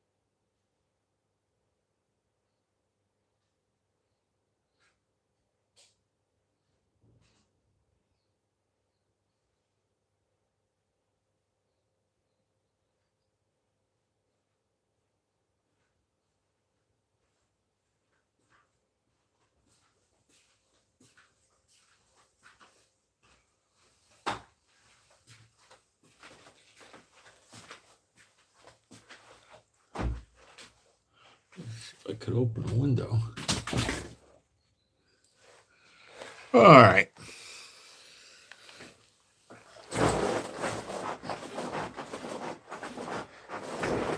Find me a scripture that says all the churches will be saved. I don't know of it. All Israel shall be saved. So what do you do when you get into these derelict churches that say, oh, we're not in Israel, but we stand next to Israel? It's Satan laughing his head off at fooling these people into excluding themselves from Israel because it says all Israel shall be saved. It's a joke. If you're in Yeshua, who's what? The king of Israel?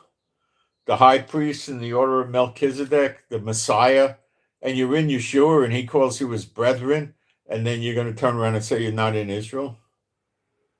You believe people like that?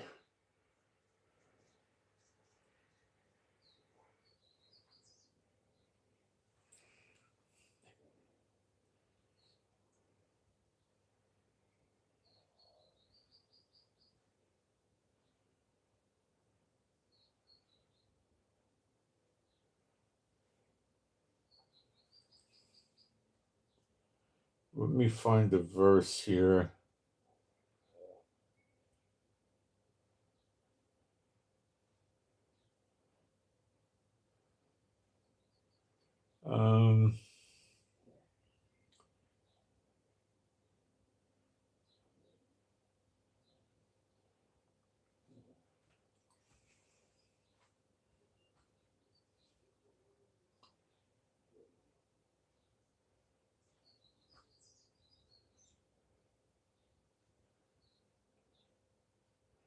It will pick it up in verse 33. I think that's where it starts, not 34.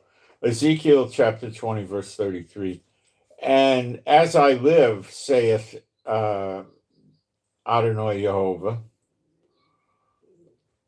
surely with a mighty hand and with a stretched out arm and with fury poured out will I rule over you.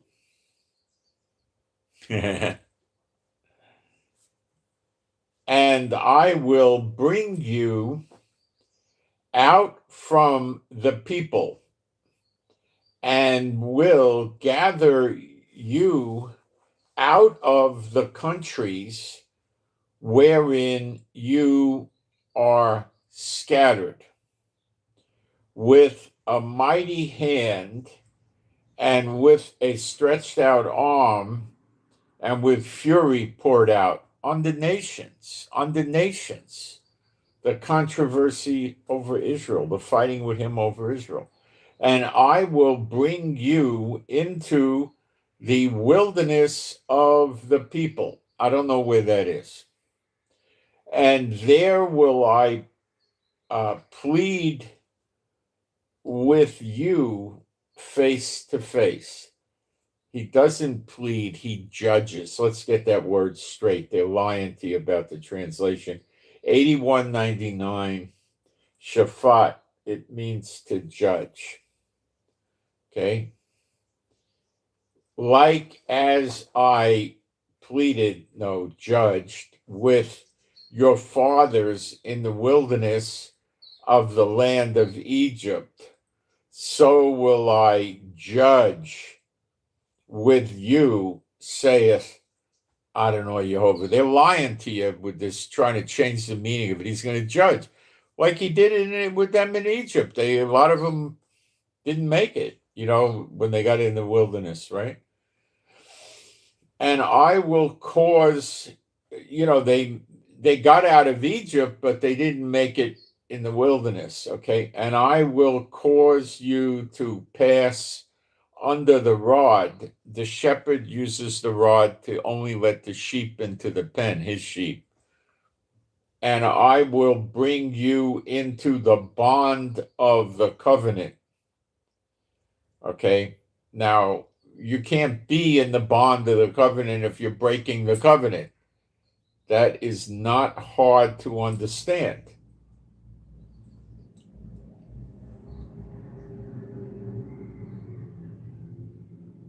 Is it?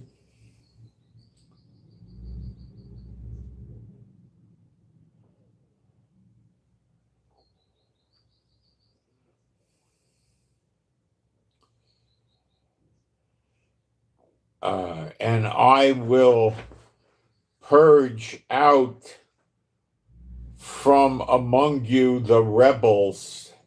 Let's check that word. The bond word is Masoret, like Masoretic text.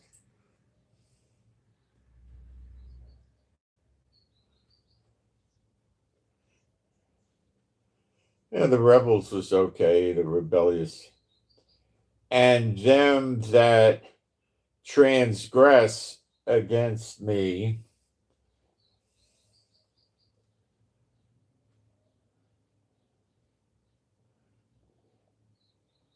you know, sinning, breaking the rules and stuff, the law, transgress against me, I will bring them forth out of the country where they sojourn, and they shall not enter into the land of Israel, and you shall know that I am Jehovah. He brings them out in other places, says, for his name's sake. So they all come out, all the Israelites. And they don't make it in the wilderness. They all came out of Egypt that wanted to come out, and they didn't make it in the wilderness. As for you, O house of Israel, thus saith Adonai Jehovah, you go you, serve you, everyone his idols. Let's check that word idols. Let's see how Strong flips it into English.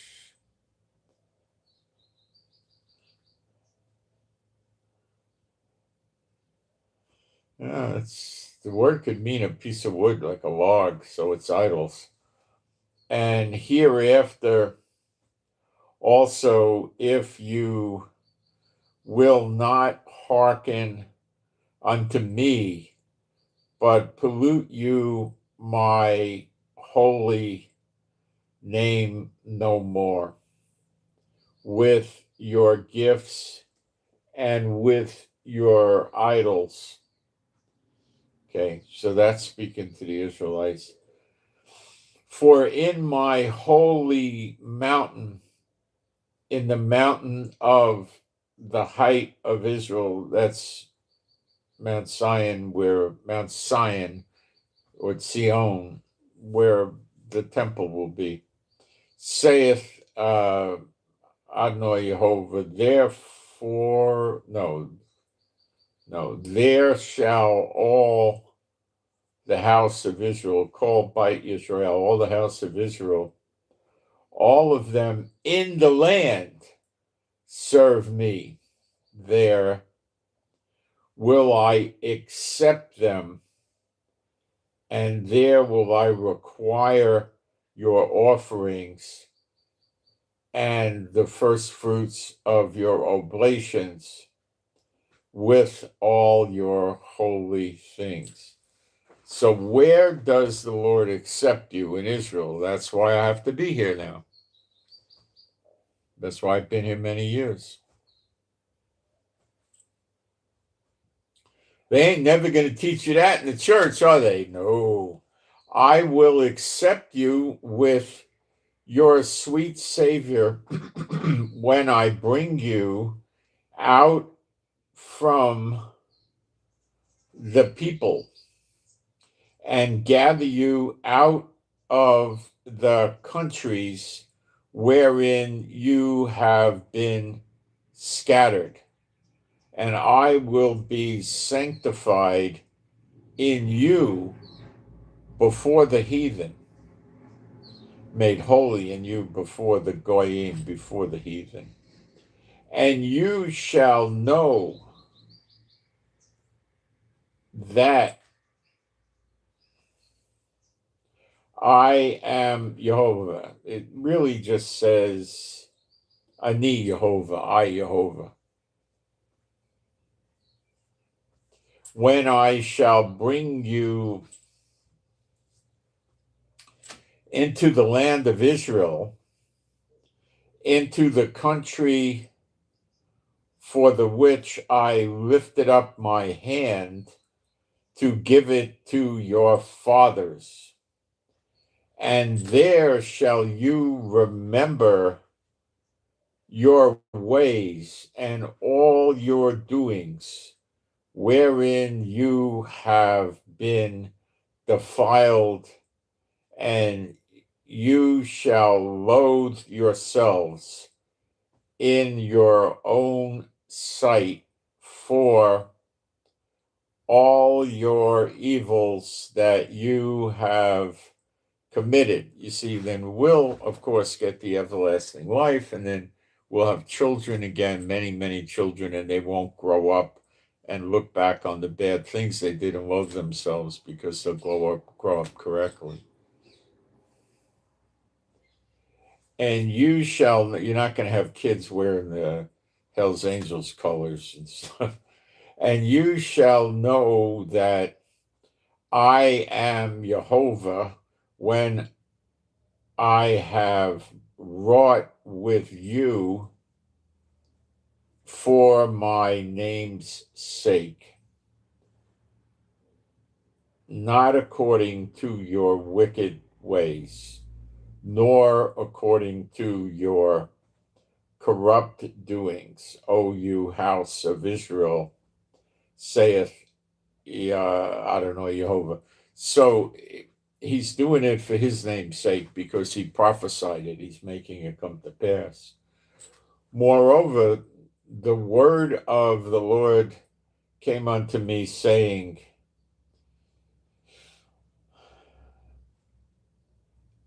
oh, this is talking about the South. All right, let's go to show you that there are non-Israelites in Israel living here as Israelites getting an equal share of the land. So I can get this into your head. Ezekiel 47, and it's verse 21, I think. Yeah, 21 to 23. I never heard any of these church characters preach any of this, what I just preached and what I'm going to preach. And they never do it, and the churches never talk about it. And if you go to the churches that deny you from knowing this stuff, why are you doing that to yourself? Okay, Ezekiel 47, verse 21. And the Messianic congregations are just as bad. They're just Jewish churches. So shall you divide this land unto you according to the tribes of Israel. Okay, that's after Zechariah 12 is over, and we've got all the land back, and we're dividing it. And now, a lot of this stuff, the land might be wrecked, but it's okay, because after Yeshua appears, we get, that time's when we get the new heaven and the new earth. And it shall come to pass that you shall divide by lot for an inheritance unto you and to the strangers that sojourn among you, which shall beget children among you, and they shall be unto you as born in the country among the children of Israel. They shall have inheritance with you among the tribes of Israel. They're to be treated the same as an Israelite. These are your believers that are not Israelites that have come here in this Exodus. And if you start messing with them, oh, you're not one of us, God's going to punish you. Because this is the way it is. This is the way Jehovah sees it, and this is the way we see it, because it's done in the spiritual, not in the fleshy external stuff. Okay? In the spiritual, they're Israel, so they're Israel. And verse 23, and it shall come to pass that in what tribe the stranger sojourneth, there shall you give him his inheritance, saith Adonai Jehovah. So you get an equal share of the land according to the tribe you sojourn, or maybe you would say you came over to Israel with. It's going to be an exodus. Real quick. Maybe we need to go to Jeremiah 23. I think that describes it too. Let's see. Jeremiah.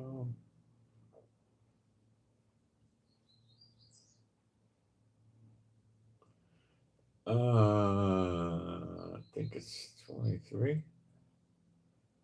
Let's check it out.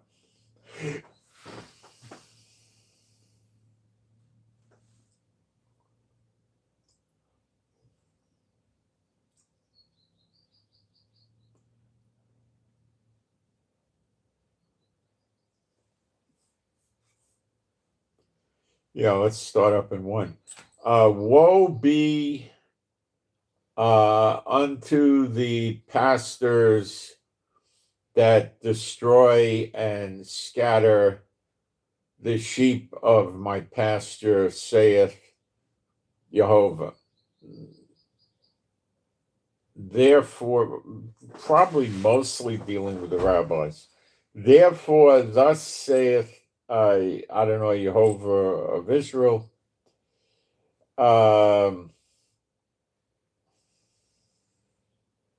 No, it says Jehovah Elohim of Israel. It says Jehovah Elohim Israel, Jehovah gods of Israel. Against the pastors that feed my people, you have scattered my flock and driven them away and have not visited them. Behold, I will visit upon you the evil of your doings, saith Jehovah, and I will gather the remnant of my flock out of all countries whither I have driven them, and will bring them again to their folds, and they shall be fruitful and increase. That means buy a truckload of diapers, and I will set up shepherds over them, which shall feed them, and they shall fear no more, nor be dismayed, neither shall they be lacking, saith Jehovah. That'll be congregations in Israel. They probably will meet in synagogues, but I can't guarantee that. There may not be any more synagogues, so maybe that doesn't happen, right? New heaven, new earth. Behold, the days come, saith Jehovah. That no, I don't know. There could be synagogues too. The Israel's not going to be destroyed. Okay. Behold, the days come, saith Jehovah, that I will raise unto David a righteous branch and a king shall reign and prosper, and shall execute judgment and justice in the earth. That's speaking of Yeshua. In his day, Judah shall be saved, and Israel shall dwell safely, and this is his name, whereby he shall be called the Jehovah Tzaddik, Jehovah our righteousness. Now, where Judah shall be saved and Israel's. This is Yeshua appearing in the clouds. It's not, it's not talking about going in New Jerusalem where there's no death. It's not talking about that. Okay.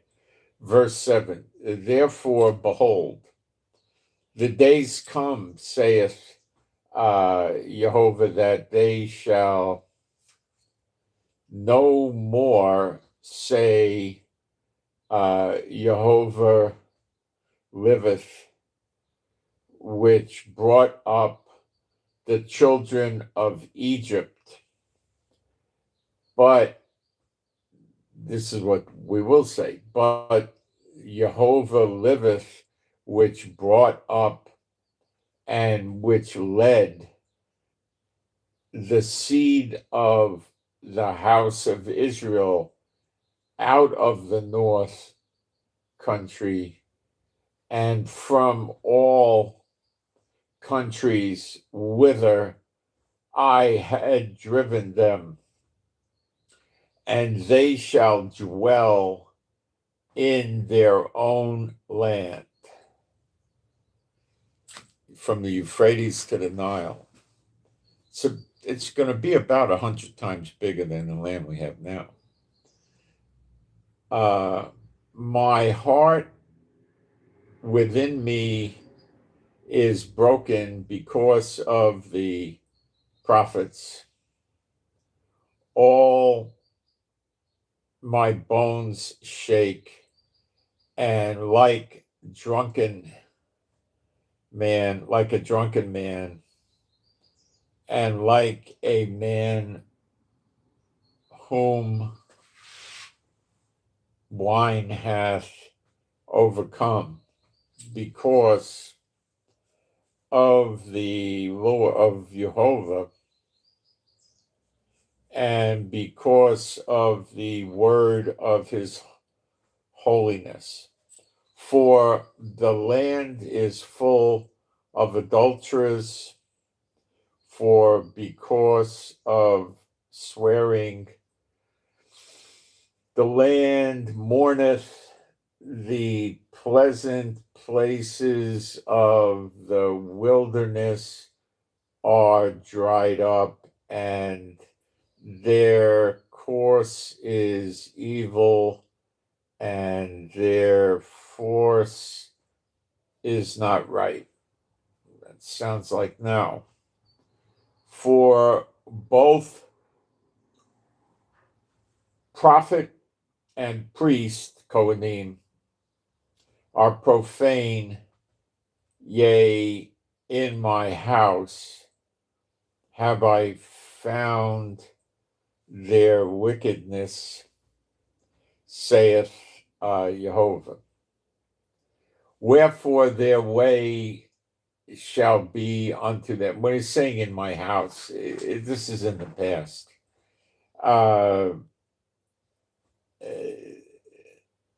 Their way shall be unto them as slippery as in the darkness they shall be driven on and fall therein, for I will bring evil upon them. Even the year of their visitation.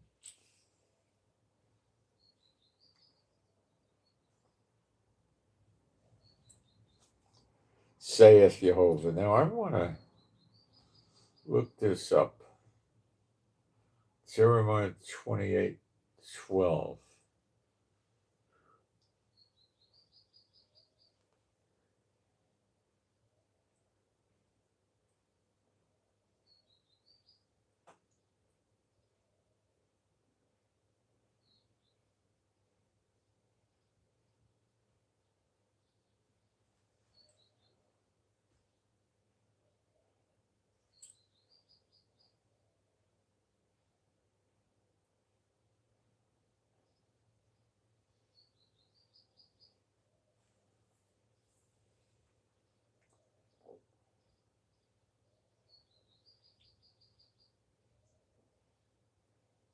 No, I'm in the roads 23.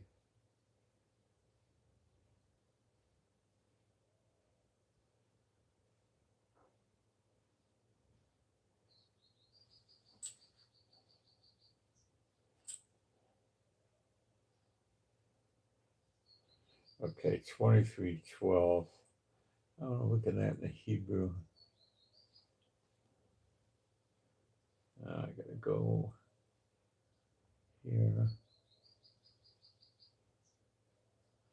And what is that Bible?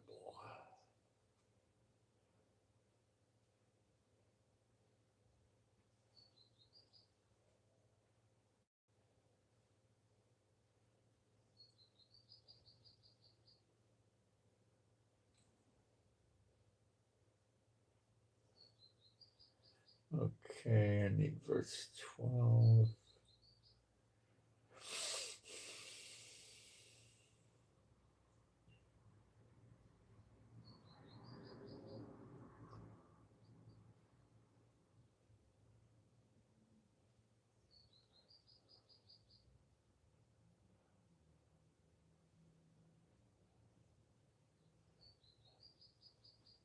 Yep, it's not year, it's Shanat. Yeah, thought so. Yeah, very consistent. That's not a year, it's a prophetic period of time, is the way I think of it.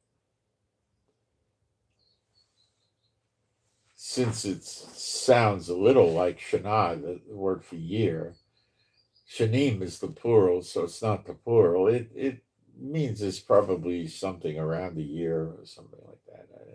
It's not a century, I wouldn't think. So we're 2.5 years into redemption now, roughly. And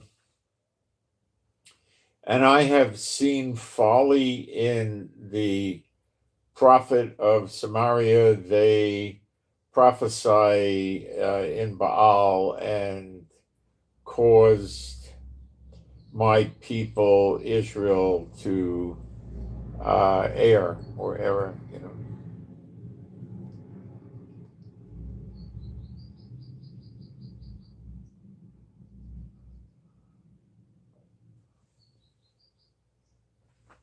All right, so that's talking about the next Exodus, and let's take a look at Jeremiah 30:11 to understand what happens to the nations, which you're never going to hear the church or the church type people ever talk about. And this is associated with the timing of Zechariah 12, which is Jacob's trouble. Great is Jacob's trouble, and he shall be saved out of it. They don't get saved out of Ezekiel 38:39. 200,000 go into captivity, and some get killed, and the houses get looted, and the women raped. Okay. Jeremiah 30, verse 11, for I am with thee, saith Jehovah, to salvation you. But though I make a full end of all the nations whither I have scattered you, yet will I not make a full end of thee.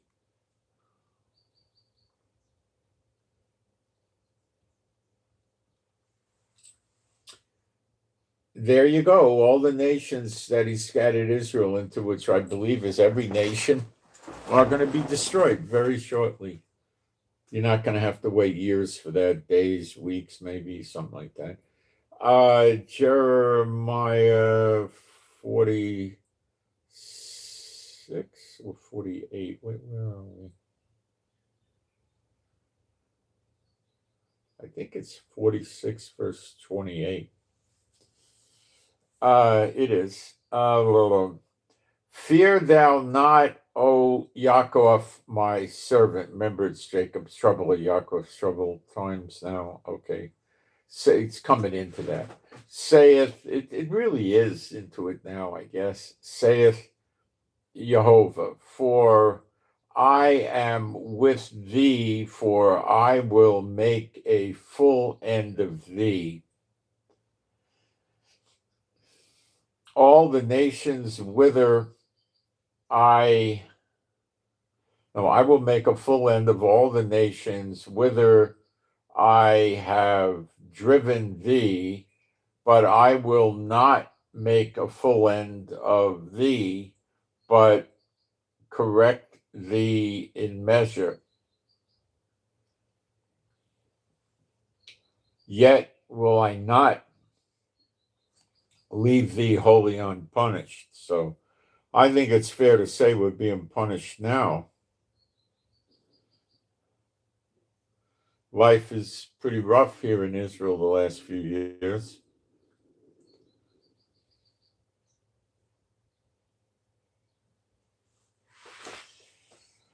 So let me go into the live stream and see if I have questions or comments.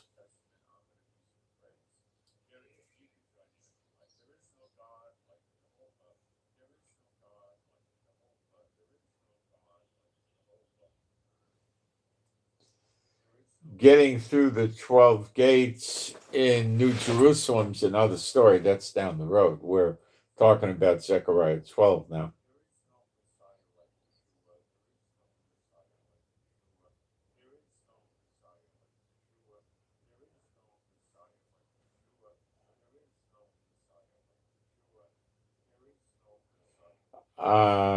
I'm assuming that I also cannot keep the okay. Nobody was able to follow Moses' law except Yeshua. But that's also not true. I believe John the Baptist's parents were pleasing to Jehovah. It says something like that. Stronger than that, I think.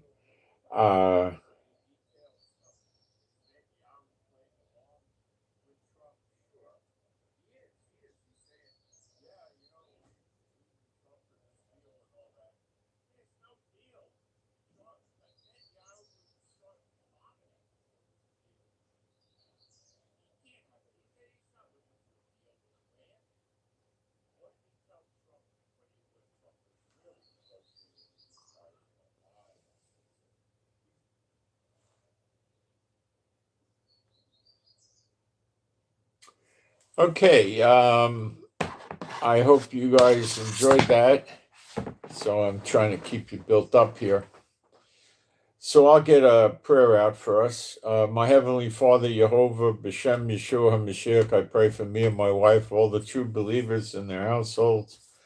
I pray that we would have your strength, stamina, and endurance from you, and we would also have your healing and recuperative power in us, that we wouldn't get sick or hurt, and we would have healing going through our body for all parts of it that need it.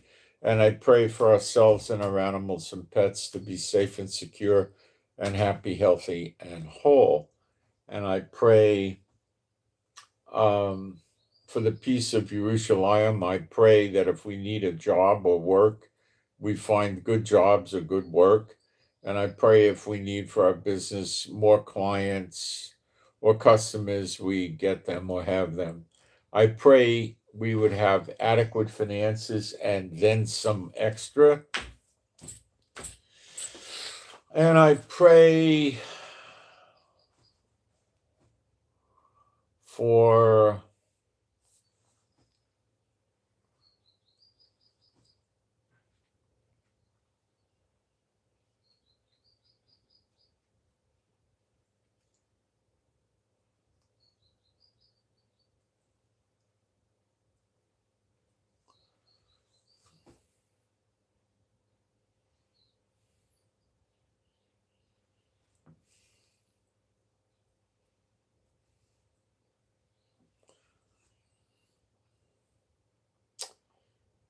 I pray that we all understand the scriptures better and that I could do better live streams and broadcasts and help the right people, and the right people get exposed to my teaching or the teaching that I'm doing.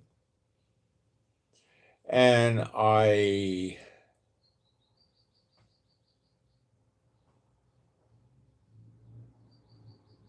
I pray that those of us that should come to Israel would come to Israel soon. B'Shem Yeshua HaMashiach, and you can agree with this if you're a believer. And I'll do some spiritual warfare for us.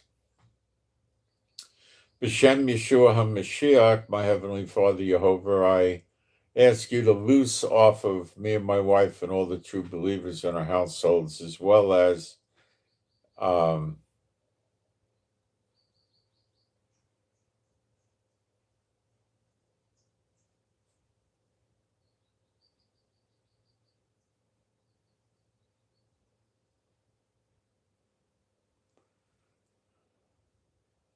so I pray you would loose from off of all of us, my Heavenly Father Jehovah, B'Shem Yeshua HaMashiach, any and all witchcraft and sorcery directed or targeting us, anything we own, possess, or control, set our hand to, or animals and pets. It's all lifted off us, of no value, no effect, never to return. B'Shem Yeshua HaMashiach, and I submit that to you, my Heavenly Father. And I hope you got something out of this, and I hope it's encouraging you. And remember, the bad stuff happens to Israel first, then Israel gets the good stuff, and the bad stuff starts going to the nations. So what you heard in two scriptures is all the nations are going to be destroyed. That doesn't mean everybody's going to get killed. It means all these big cities and everything built by the Satan bots and the Satanites are not going to be around. And they don't teach you that, I'm sorry, but the Bible does, and we go by the Bible. So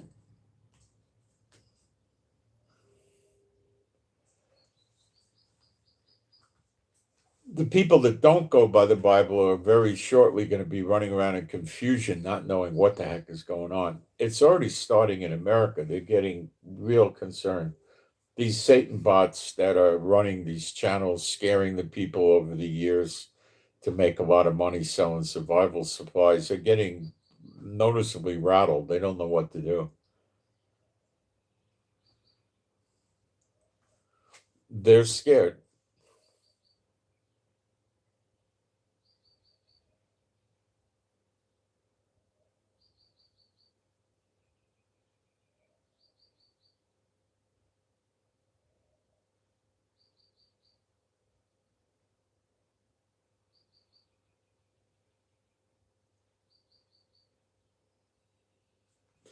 Okay, guys. I send my shalom to all those that love Yeshua HaMashiach, and I'm out. Thanks. How long was I on? Oh, 2.5 hours. Okay. Thanks, guys.